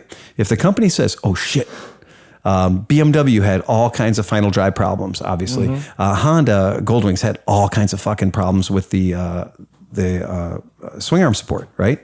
If you had a guy that was a specialist and you go, okay, well, in this 200-mile area, boom, here's the dealer that sold a shit ton of them. Let's set this guy up at that guy's shop. Yeah, and you send all your customers, hey, Yeah. there's a problem with your bike. You have from June 20th to That's July brilliant. 20th to get your bike That's in and get it fucking done. genius. Yeah. Yeah. And that's fantastic. And then because that guy's there, he's physically on site. He could show up with a truck. He could show up with his Yeah, if he Honda if he truck needs, sure. set up with the right tools and the right parts. And then that saves the dealership. Because I will tell you, recall warranty claims are biting my dick. Mm-hmm. If you want to know how to slow my shop down, the minutia, you think your taxes are a pain in the ass. Try ordering like the 18 parts you need to order to get through to the part you need to do some of these recalls. Let me ask you this. So if you're in charge of recalls and it's for like back when the Stelvias had the roller rocker, right? Yeah. But what happens if it wasn't done in time and that caused a chain reaction of other shit? And now when you jump into this 4-hour process, now it's a 30-hour process. What happens there? You have to do, it is exactly what you think it is. They want to pay you the time that they have said they'll pay you, 6 hours or whatever. Right. But then you have to fight them and say, okay, but this led to this and this led to that. But they are all saying, well, we let people know about this 6 years ago. And I had a customer years ago brought in a Moto Guzzi 1100, and I didn't even know about it. This was well before my days of being involved. Oh, I know where you're going with this. I will be shocked if you can tell me what the answer is. I will be shocked because I had no idea this even existed. Absolutely shocked. If you come close on this one, I will be amazed because you could have knocked me over with a feather. Anything? Hydraulic lifters on the V11? No. The fucking triple clamps. Oh, The yeah. things, Yep. the things that hold your motorcycle together. Yep. And a guy brought it into my shop and said, I can't ride my bike. I said, what the hell's going on with my bike? He said, my fucking triple clamp is broken. Jeez. And I've only ever seen triple clamps broken in crashes. Yeah. But the lower triple clamp was cracked all the way on the fork holder, so that there was a pronounced. If you grabbed the front wheel and turned it, you could see daylight in the casting. Fucking scary as shit. Pre-Piaggio Guzzis had a lot of issues. That whole era of the Stone and the Jackal and the... Yeah. I told the guy, I have no idea. Seriously, I have no idea what's going on. He goes, no, there's a recall. Because old Guzzi men know more than fucking Noah. Like, well, didn't you say there was another one that like Chris's bike ended up having where you had to cut that fucking wire or something? Right? that one right there. Yeah. Really glad we didn't chase that the long way around the park. We could have spent a lot of Chris's money chasing that the long way around the park, because that presented as like 9 other problems. Right. Turns out one problem. It needed a moil. But again, like if you would have taken that to a shop that hadn't done 10 of those. Oh, yeah. And his bike, in the documents that his bike had, in the documents that exist at Moto Guzzi about his bike, in the shop that prepped his bike and sold his bike, said it was done. Oh, jeez. So then you wrote that off already. Of course, I didn't even think that was going to be the problem. I had no thought whatsoever that was going to be the problem. I was like, ooh, we've got another problem. And I was like, I'm thinking Stater, and Chris is thinking, fucking money. Yeah. Chris, I told Chris, this bike. I don't even want I told Chris, I was money. like, this is like a $700 day. Yeah. And Chris was like, this is not good. I was like, you had to have the big one. Yeah. You had to buy All the I did expensive was try one, to Chris. plug my 1500 watt space heater into it. I don't understand what the problem is. Everybody has 3,000 watts of power in their bike, right? Are you bagging on your bartender? No, I really... No, but Chris does have like heated socks, gloves, underwear, jacket. Like, I wouldn't blame somebody for thinking... I It would was, not... it was never a problem when he rode it. Up here where it's 30 degrees. Like Never a problem. He rode that bike around the world. I touched it once. I touched it one time. Got down to West 44th fucking Street. time. bad touch. And you're going to try bad to try to say that it has nothing to do with the weight of the rider. John was feeling terrible. John was like, "Oh man, I don't know what I did, but I did something." But I was so happy on that his anniversary too. No way. oh man, it was terrible. Let me borrow your fancy bike for my anniversary. To die and then push it down. There's just a puddle of electricity on the floor where there used to be a battery. You know how many times Mrs. McElfresh has been on that death trip where she knows. She knows. We might be walking home. Between the RV trips and car trips and all of them that had ended in fail. I actually don't know why she would ever get in or on a vehicle with you ever again. Because you're like, there's a real good chance we're walking home. Yeah. Yeah. In this day and age of Uber, never. Oh man, that's a real thing. We talk about really, and I contacted Guzzi about this bike because, hey, as far as I'm concerned, a recall is a fucking recall. Right. There is no time limit on a recall. A recall is something that can hurt you. A recall is something that the manufacturer said people might fucking die. Dude, Takata airbags. I had a 2008 car, and in 2019 they were like, "Did you get the recall done on that car?" Look, I have a 2003 Yeah, Honda it's- sitting in the driveway. Yeah. Every 4 months they send me a, hey, you still haven't done it yet? Seriously, you need to get your passenger side airbag replaced. Yeah. I'm like, yeah, I'll get around to it. Well, the problem is in New Orleans, they're like 2 Honda dealers, and it's New Orleans, so they're like, we don't care. Yeah. So now I'm in a state where it's like almost a second world country. I might actually try to contact a Honda dealer to get it done. They might actually do it. Right. This is it. New Orleans is like, nah, but fuck that. I contacted Guzzi about this, and the guys at Guzzi had to look the shit up. The guys at Guzzi North America were like, "You're bullshit, man." I'm like, no, for real, man. I looked it up. It wasn't on the internet because the internet wasn't invented yet. But I did discover, I talked to an old man with a very long beard and some red suspenders, and he told me he had a letter I just had a vision of my future. from Moto Guzzi that said that there was a recall on his motorcycle. It wasn't this guy's motorcycle, Right. but it was the same model and everything else. And these guys were like, "Well, you're gonna have to send us picture of that. You're going to have to scan that letter. And I was like, I'll do anything I can at this point to not make this old man unhappy, right? Because it's through the old man network. And if you've ever been to a Moto Guzzi rally, it's old men. Yeah. It's just what Moto Guzzi rallies are. They have a big deal, every one. They're like the oldest rider and the youngest rider. Yeah. And they're closer than you think. Dude, Ryan F9 from Fort 9. Yeah, he dropped the video of all the different kinds of motorcycle motors, like parallel twins, V-twins, all stuff. And he gets to the Boxer, and he was like, "The Boxer, terrible motor, invented for old men who are scared of dropping their bikes." It makes it easier to get off the side stand. Because the center gravity, exactly. But that when you think about your motorcycle that you own. It wouldn't hurt to check recalls. just for nothing. Since you mentioned the Royal Enfields, we had to do that before we sold them. Yeah, they were still. It was a brand new bikes. 0 miles on it. Yeah. I had to start them up just to make sure they were running. Before I completely tore them apart. So where you're talking about like you don't want to tear, like you would rather give this guy a brand new motor. It was a brand new motor. It was still a brand new motor. We had to tear it apart, and but ultimately, if I could do it in one day. They were giving us like $500 a bike, and I wasn't making $500 a day. So it actually was pretty cool. We were making money. We were doing good at it. Rebuilding a motor. We kept getting lists that told us what bikes were affected. So it was like, okay, this is the list of bikes that are, and we were killing it. Like we were selling a lot of Royal Enfields. And so I was like, okay, let me look at the list. Okay, great. So John, the good news is out of this, we got 14 Enfields in the building. It only affects 3 of them. And it turns out it's only first gear. And by the time I put the envelope down, another envelope had arrived. And I opened it up and I was like, well, shit, John, hold on. It's 7 of the bikes in the room and it's first and second gear. And so John starts tearing apart the first and second one. And he's doing first gear and second gear. The little packages arrived with a cool little first and second gear in it. And I got another envelope that said, it's all of the bikes and it's all the gears.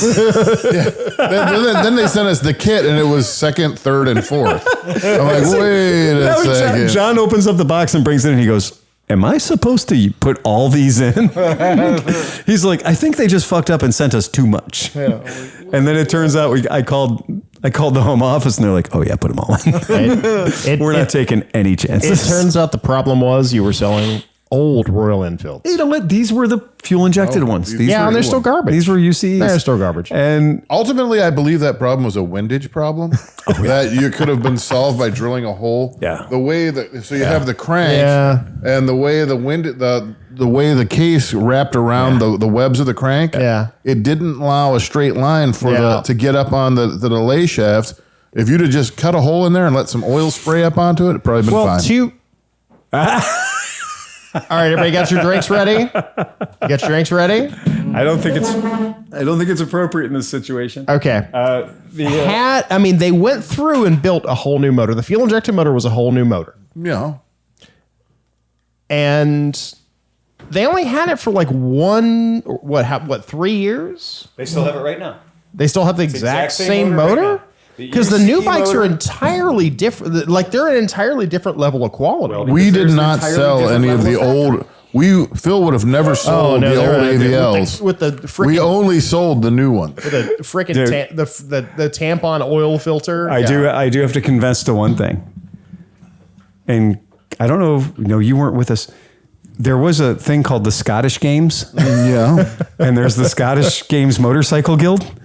And it's a bunch of guys who wear kilts and ride motorcycles, and they go out to the fairgrounds and they eat food and they have breakfast at a guy's house, and it's really fun, and it's British motorcycles. And so I had just gotten my very first ever. I'd placed an order for 6 Royal Enfield UCEs, all fuel injected, all unit constructed engines. And our man at Royal Enfield back then, Kevin Mahoney, amazing human being, said, well, Phil, you're a new dealer, and I understand you're very excited, and we're happy to have you as a new dealer, but I just don't have any to give you right now. We just don't have many.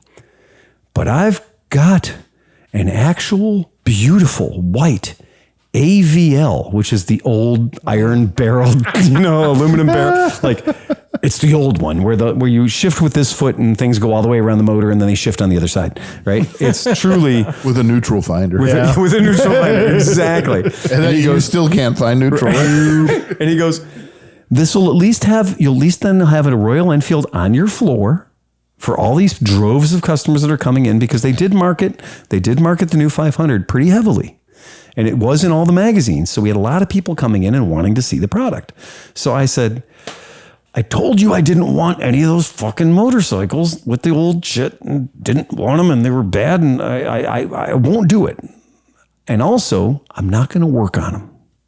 So I'll carry your new shit, but I'm not going to work on your old shit. I can tell you right now, that didn't last long. That's right. So he goes, I'm going to send you one just so you have it on your floor.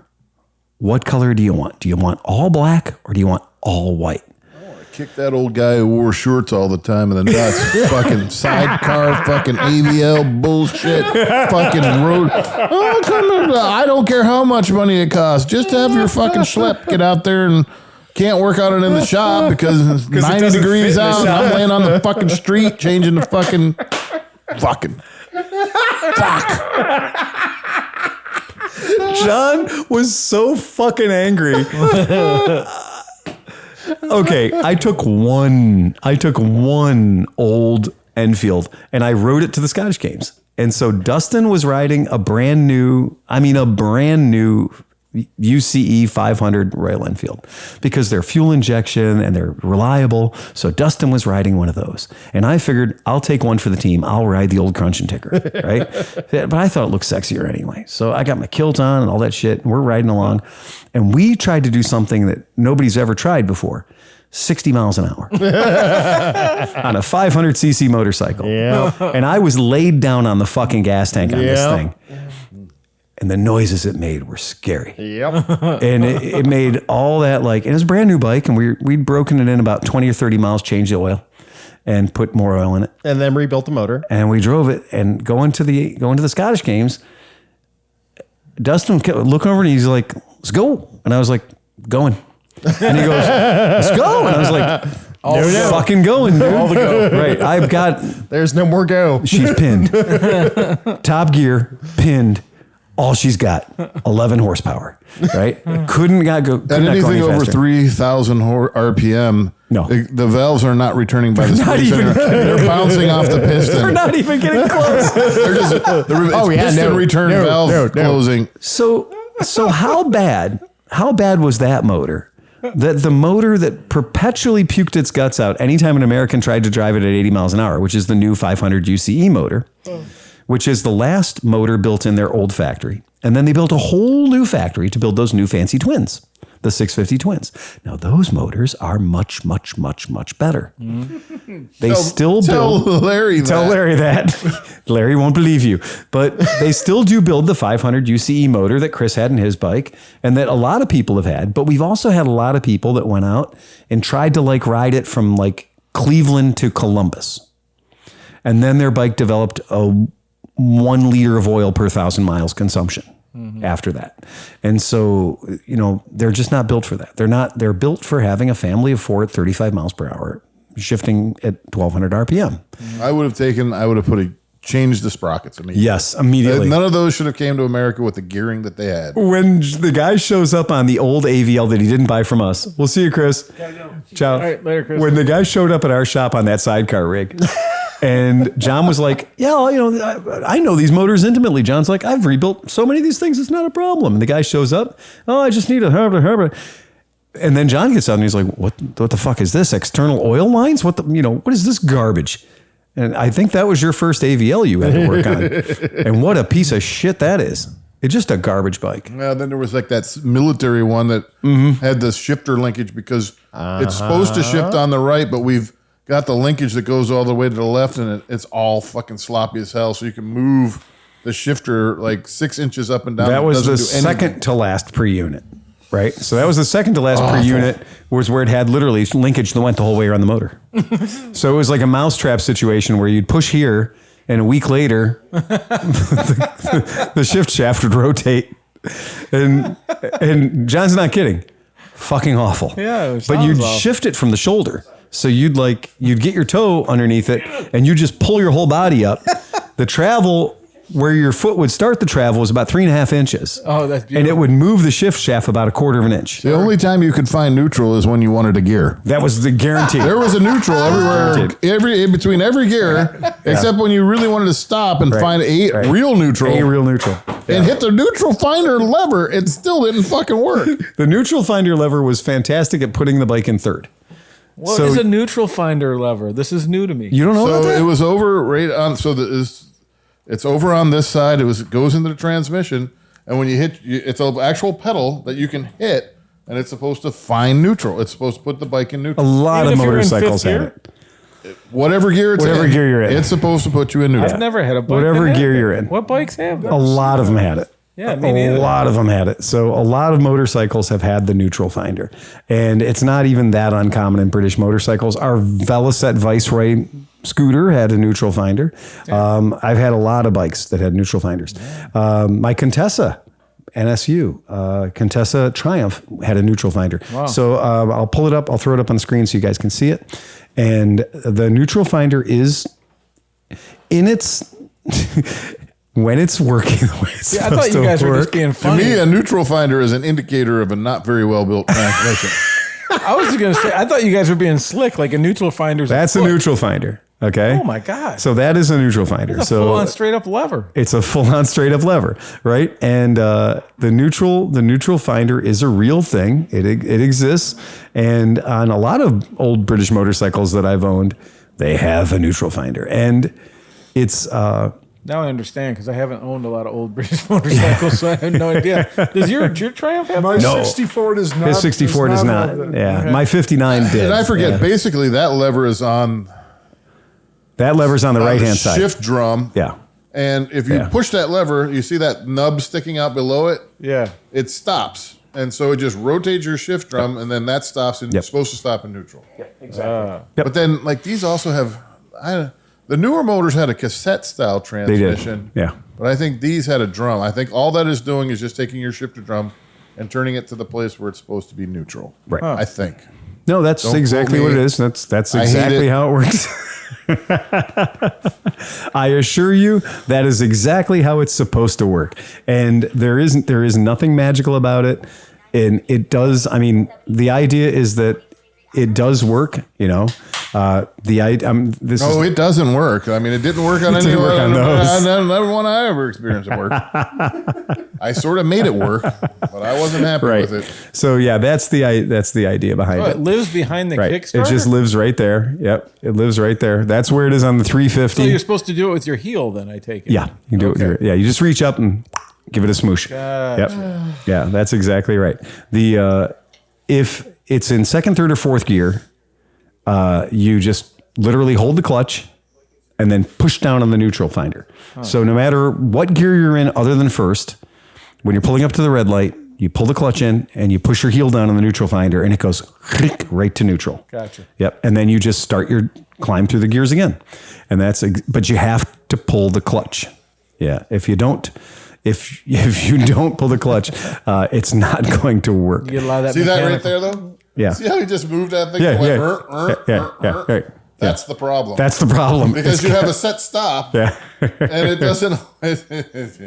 Yeah. It's you. John, I think John's totally right by saying, like, if you see a neutral finder, you have a poorly constructed transmission. Because otherwise, the transmission shift lever is the neutral finder. Right. You don't need a supplemental one. You just need to know where neutral lives.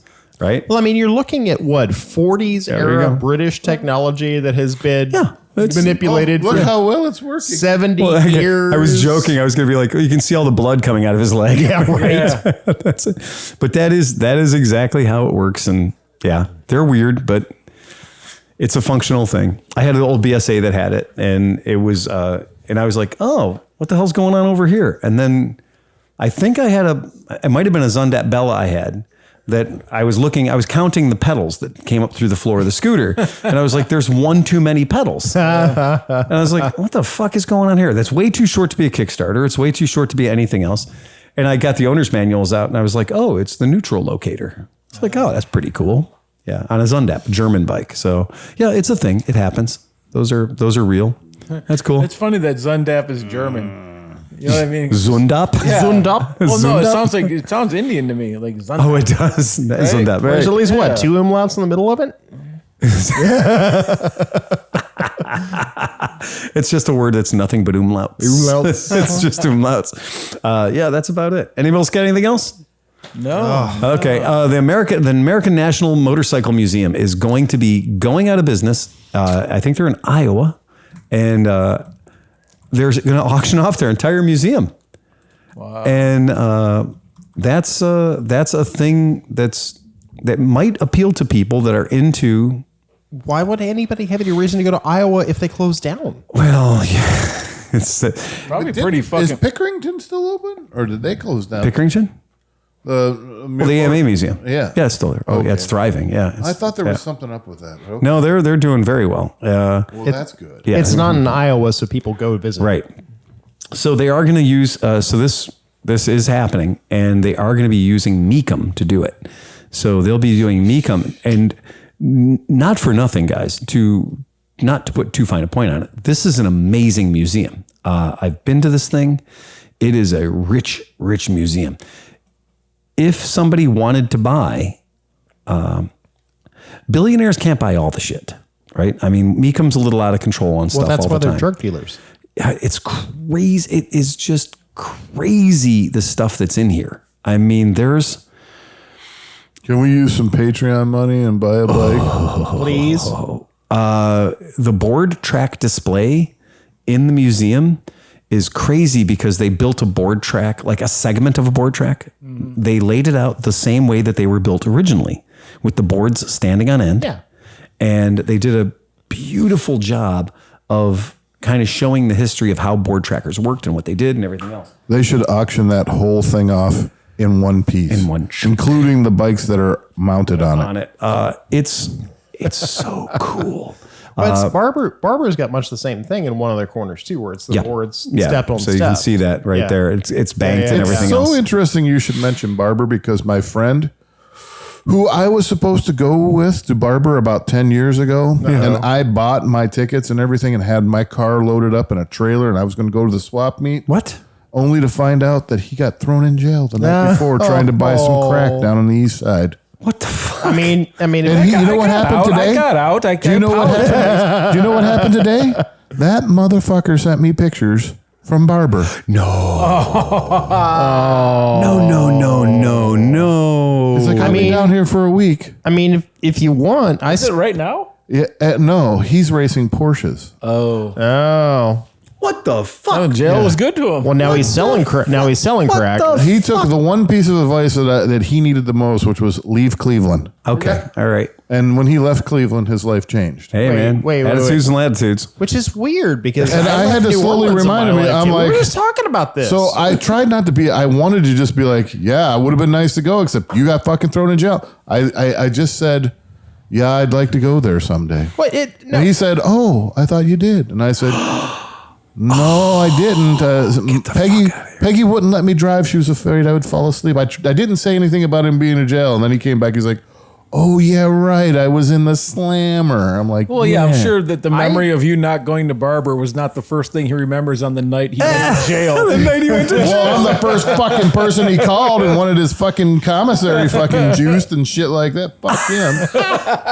I mean, Hey, Fry. He's in there fighting like 17 people, and he's like, "Oh shit, I didn't go to Barber with John." That wasn't his first rodeo. if you want to go, I've been going for 11 years. We're in the swap meet. We're in the lower swaps. Well, my old shops. I do want to go. I really do need to make the time to go. I technically need to bring a scooter back to a guy so I can get another Kajiva, because of course I need another Kajiva. my God, man.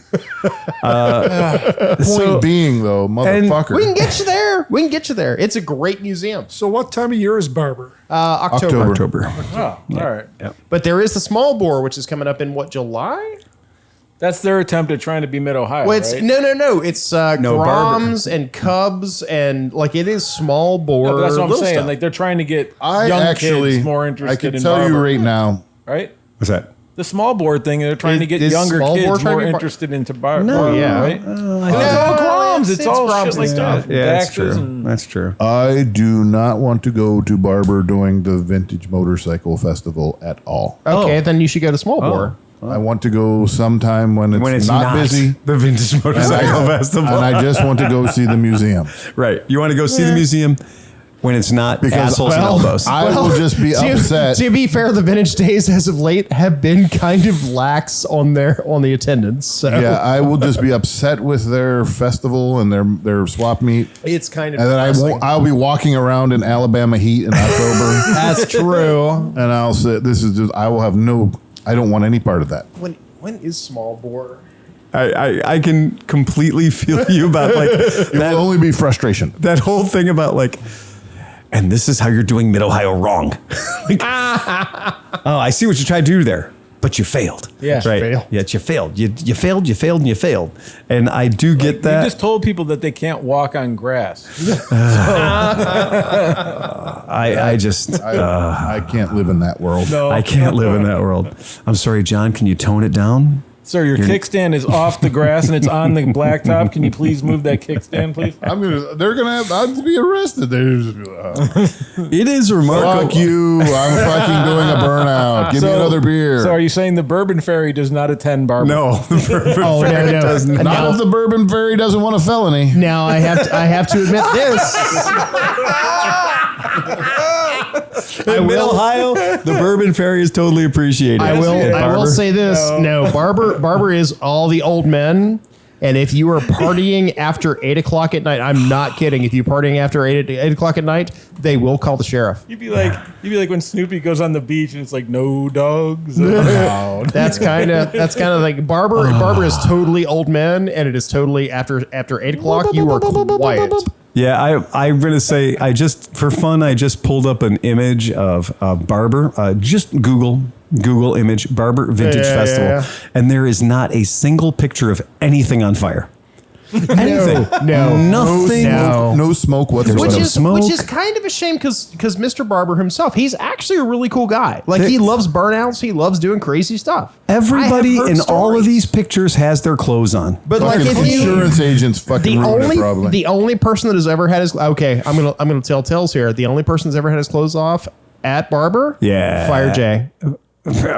Yeah, but okay, sure. Right. Yeah, okay. But like this is not that kind of situation. Like I showed See this up. guy in this picture? I tried to This bring guy him got home. arrested Right, he did. because he was doing a U-turn. Oh yeah, He did a U-turn. Oh no, that was illegal. Yeah, he did a U-turn on a fucking H2. Yeah, he did a U-turn, and he's wearing a helmet, by the way. Do you know what happens in front of our booth? H2s at 75 miles an hour on gravel? Yeah. In a T-shirt. Or how about an H2 motor and a mini a bike mini with bike. fucking gravel? Like So many bad things. For 11 years I wanted to love this, and for 11 years it literally has been all right. It's 8 o'clock. It literally is like prison, lights out. Wow. In Barber, it's like all the bikes are lined up and they're all standing up. They're all vertical. Nothing's laying on its side. Look at all that chrome with no rust on it. Yep. What the fuck's No. wrong with these? Nothing's It's a show. It's not a swap meet. It's nothing's not currently Well, being that scavenged. has been the problem with the swap meet. I is bet that you all for those a bikes very run, long too. time. Exactly. You know what's worse? I don't see a single fucking Jawa. Nope. I don't see anybody laying on the ground, stealing a part off of another bike. Oh, you mean see- Jawa as in Wait. no? Because I was going to say the 353 that I got for Vespa Man. I can see Came from John. I can see John walking around Barber with like a shop towel and a screwdriver. Like nobody needs a carb adjusted. Nobody. Kidding me? Not one to carb to all these clean. running bikes. I just found the filthiest fucking campsite at Barber. And I'm going to put it up on the screen so our They had patrons. box wine. Those fucking scoundrels. Lowbrow. Fucking guys, man. There's a picture of me somewhere. We're making what is it? Oh shoot! Yeah, Can't this remember. Champagne is. cocktails over like a fire. It's kind of the stuff we did. I mean, I'm gonna throw. Oh yeah, no, it is the cleanest cut rally you'll ever. I'm going to throw this picture up. These are the two dirtiest, nastiest fuckers at Barber right here, right now. And you could eat off of that XL100. Oh yeah. You could eat off of it. The closest thing to a non-running bike is I see a battery sitting on the seat of this Trail 90 behind him. That is the closest thing to a non-running bike I see in this picture. Even their trash looks clean. Like even their garbage. Oh gosh, no, they've got guys that come by like every 5 minutes and they police you. If you're in the aisles, Their Toyota Tundra's got a cap on it. Yep. I mean, come on, man. They're not even trying. I don't see one broken down RV. There's no mud. There's no fucking bulldozers pulling shit out of mud. Bullshit. This is Come on, bullshit. man. This is bullshit. No, I can't go there. You're right, John. You're right. Can't go there. You know, that's just one of those things. You'd be there the entire time just being like, wow, this really fucking You know, sucks. every dude here, besides that bike that he paid somebody else to build, has a set of Callaway golf clubs in their fucking trunk. is this the point where we call Dean out? This is Barber Vintage Motorcycle Days and Golf Support Group. The Bass Pro Shop is like a mile down the I road. don't even Like it's right outside the front gate. Yeah, I'm picking up what they're laying down, and you're right. It's a great campus. Like it is great. Yeah, It's I everything is think the beautiful. museum would be fun. Everything is Right. well Yeah, you're tailored. I've owned half the bikes in the museum in the past, or in some shape or another. not in the shape they're in the museum. No, the shape they're in the museum 'Cause they have But actual they're- Christmas trees full of bikes. The basement. Where they have their individual rooms for individual restoration pieces. Like I envision one day having a shop like that, but then I go into like the back of the shop where I could do that, and I'm like, I don't have that kind of time. Honestly, these are just fuck you motorcycle displays. These displays of motorcycles are just literally rubbing your nose in it. I'm going to. I think that's is it not the line of Britons that are up there? Hold on. Wait for it. Wait for it, boss. Give me a second. What the fuck? You guys are breaking. What the fuck was John. that, John? The holy shit, man. It's all that CPAP sleep. Now you're I'm going to tell you, sneezing. I'm going to say, whoever, Oh yeah, the Christmas tree. whatever poor son of a bitch is listening to this podcast and headphones on right now. Okay, we're sorry. So if you want to know something very actually it got me a private tour, so I can't complain too much. Did you knock one of those over? But the second tour, the second floor there, right? Yeah. There are two Allstates. I see them. Okay, they're two Vespa Allstates. Yeah, I see them. Yeah. Now, the red one, which we all know is what, 62 to 66. Yeah, right. Yeah. I don't know if all of us know that. And the but blue okay. one, which is 58-ish to 61-ish, depending on where your overlap is. The colors are swapped. Oh. So the red one is blue and the blue one is red. Yeah. And, Wouldn't that make the blue one red and the red one blue? well, split exactly. split headset Allstates Yeah. are supposed to be blue. Supposed to be blue. And solid headset Allstates are supposed to be red. Nobody cares. Nobody cares. Right. But I'm sitting there looking at this going, well, you're a museum. You're supposed to have them being the right color. This is your job. Did you lodge a Oh my formal god, complaint? dude! You were a male Karen at the barber. so now, Fucking Karen Barber. now, Speak to the manager. no. The funniest part is the I'll need to speak to the curator. Well, the security Excuse me, guard. sir. Excuse the me, sir, security sir, guard hears sir. this. Do you see the red bike? That's supposed to be a blue Well, no, bike. I'm looking at it going, well, you're a museum. This is kind of the way it's been. And Fire J does this every year. Like Fire J, literally, this is his job should've every got your year. money to back. complain about this. No, they actually, the security guard is like watching me as we roll through the thing. And he's like, you know what? All right. And he takes me down through the back way. And we go into the Come lower with garage. me, sir. I'm going to give you Come a with me. special tour. But he goes, we actually went to the garage where the warehouse downstairs where everything that is waiting for restoration is stored. And I went, oh my God. He's like, let's get this guy out of public. Yeah, no to kidding. make sure that you felt small. Yeah. Because you know about those two bikes. Yeah. The There's a problem. million bikes you don't know about. Yeah, but the problem is I know about all of those bikes too because I'm that kind of train spotter. Fuck. There's, dude, you walk into the building and like if you walk in with Tom, Yeah, right. you'll start to see weird flashes happen. Exactly. Like, oh yeah, and that. Oh my God, you got one of those. They had. Sir, we haven't had to use the special tour jacket in a Yeah, while. no Go ahead kidding. and get out the special They tour jacket. actually had, and it's been restored since then, which was great. But they have the oldest Honda Dream that exists. Like Honda sent people to Barber because they'd managed to find this old Dream that nobody knew existed. It was like the oldest one in existence. And the dude was like, "Here it is." I'm like, "Holy shit!" And then they restored it, and But isn't that kind of I sad? used to have one of those. Oh no. It's the black. Uh-oh. Which one do you have? No, I would be. It's a joke. Oh yeah. Very It simple. was really cool. Very simple. I would go to barber. Yeah. I would stand in that museum. And I would have a T-shirt that says "free slaps." And people are like, "What do I got to do to get a free slap?" And I wouldn't say anything. I'd just stand there. And the second somebody said, "I used to have one of those," I'd slap them. Oh yeah. And then somebody figure out that's how you got a free slap. And I wouldn't have to advertise or anything, but motherfuckers would be bringing me like, once you got in on the joke. Oh, hey, this guy over here. Come here. Tell him what you told me. Hey Phil. I had one of those, but it was a 230cc. Just instantly. My Vespa did 100 miles. Because do you know why they built the full of free slaps. Do you know why they built the motorcycle Christmas Just because tree? fuck you. No, because originally they just had some KZ 900 and 1000s on the ground, and I'm like, hey, I used to have one. Let me see that. Oh my so God. they had to lift them up and get them off the ground. Do you know why they have so many Christmas bikes in this fucking thing? Huh. Baby, when I die, I want you to make sure you do what's right with all my bikes. I want you to make sure they go to the museum so people can worship my collection that has caused me to ignore you and the children for the past 60 years. Well, the best part is just to the right of that is the Hall of BMWs, which is all the BMWs hanging from the ceiling. Clearly, And it's- they don't want you to be able to get your Peter. Oh beaters on these bikes. No,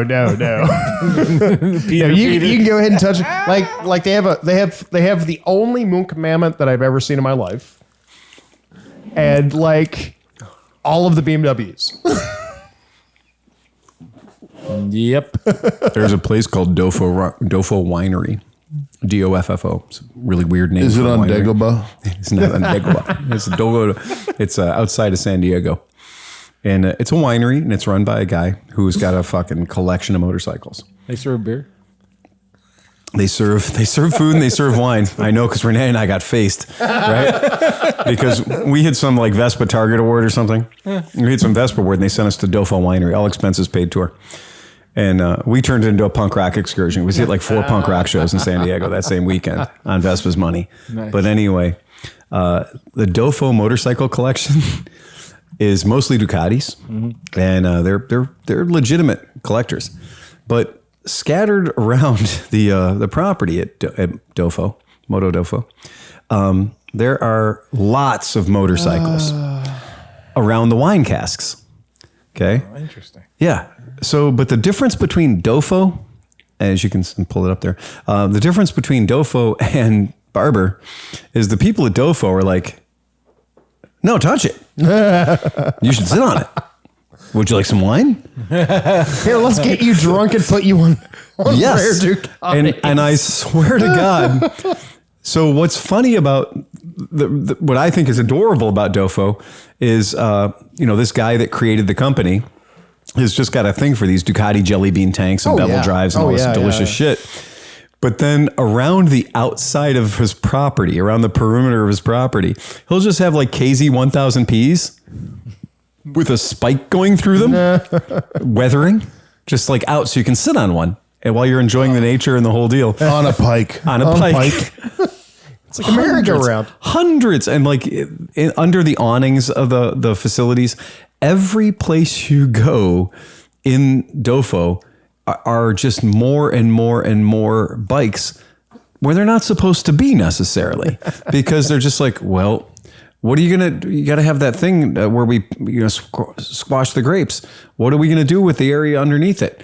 Well, we could just put motorcycles up under there for no apparent fucking reason. So it's outdoors, but it's also a motorcycle display area. And that's where, when you look at things like this and you're like, yeah, okay, that's a fun motorcycle collection, because as you're walking around doing something else, you're also going, check it out, Super Hawk. And like you look right in that picture, there's a Super Hawk right there, boom, right straight up in front of you. And it's not just Italian bikes, it's all kinds of bikes, hundreds and hundreds of bikes. But what I think is fun about it is the environment is on this winery. Yeah. And so you just hang out and disappear there. And you're like, I need another bottle. And they'll give you the glasses and they'll give you the wine. Oh, yeah. the corkscrew, and then you just disappear out into the grounds. Did you witness when we were in Napa, like I don't know, on my 40th birthday, so a long time ago, we'd be sitting there debating whether or not we're going to get this one bottle of $85 wine. Okay. And then there's like a couple next to us, like, we'll take 7 cases of this and that. Oh, yeah. I was like, Jesus Christ. Can't win against man. that shit. No. Yeah. These guys are very chilled out. I mean, that's a pretty solid garage for being in a winery. Yeah, no shit. Yeah, that's a solid. I work at Badolfo Winery. What do you do? I'm the motorcycle mechanic. Yeah, but no, he actually races. So the son's a racer. Oh, cool. So the son's out tearing it up. So he's an actual Arma and vintage racer. So that's very cool. Super fun. All right, man. That's it. Anybody else got anything else? Nah. How long did we go, Steve? 224. Without weed. Go figure. You're an asshole. And on that, No. I'm an asshole. You're not going to try that again? You want to try that one more time? I'll do it. If you want me to do that on the way out, I'll Remember, do it. I will admit folks, that. sign up for your local DGR rally because it is important. We want to What's the see date? everybody out there. What's the date on that? 23rd, I think, of May, Sunday. Yes. Yeah, Sunday the 23rd, I think that is. Yeah. You said, what, about 11 or 12 a.m.? Or Yeah, remember, for Cleveland people, don't get out of bed too early. Yeah. We don't do anything bright and early. You'll have time to mow the lawn, service your wife, do that stuff, right? Or yourself. You'll Stop be able to and do get gas. that, right? You'll be able to do stuff, get some food in your belly before you show up. But yeah, so expect some big things. I do have some talks in the work with our friends at Skidmark. We're going to try to team up on this one. That could be kind of fun. Yeah. That's it. If nobody else says anything else, my God, Mecklefresh, wake up and play us out of here. Ride fast. Take chances, friends. Happy birthday, Tom. Happy birthday, Tom.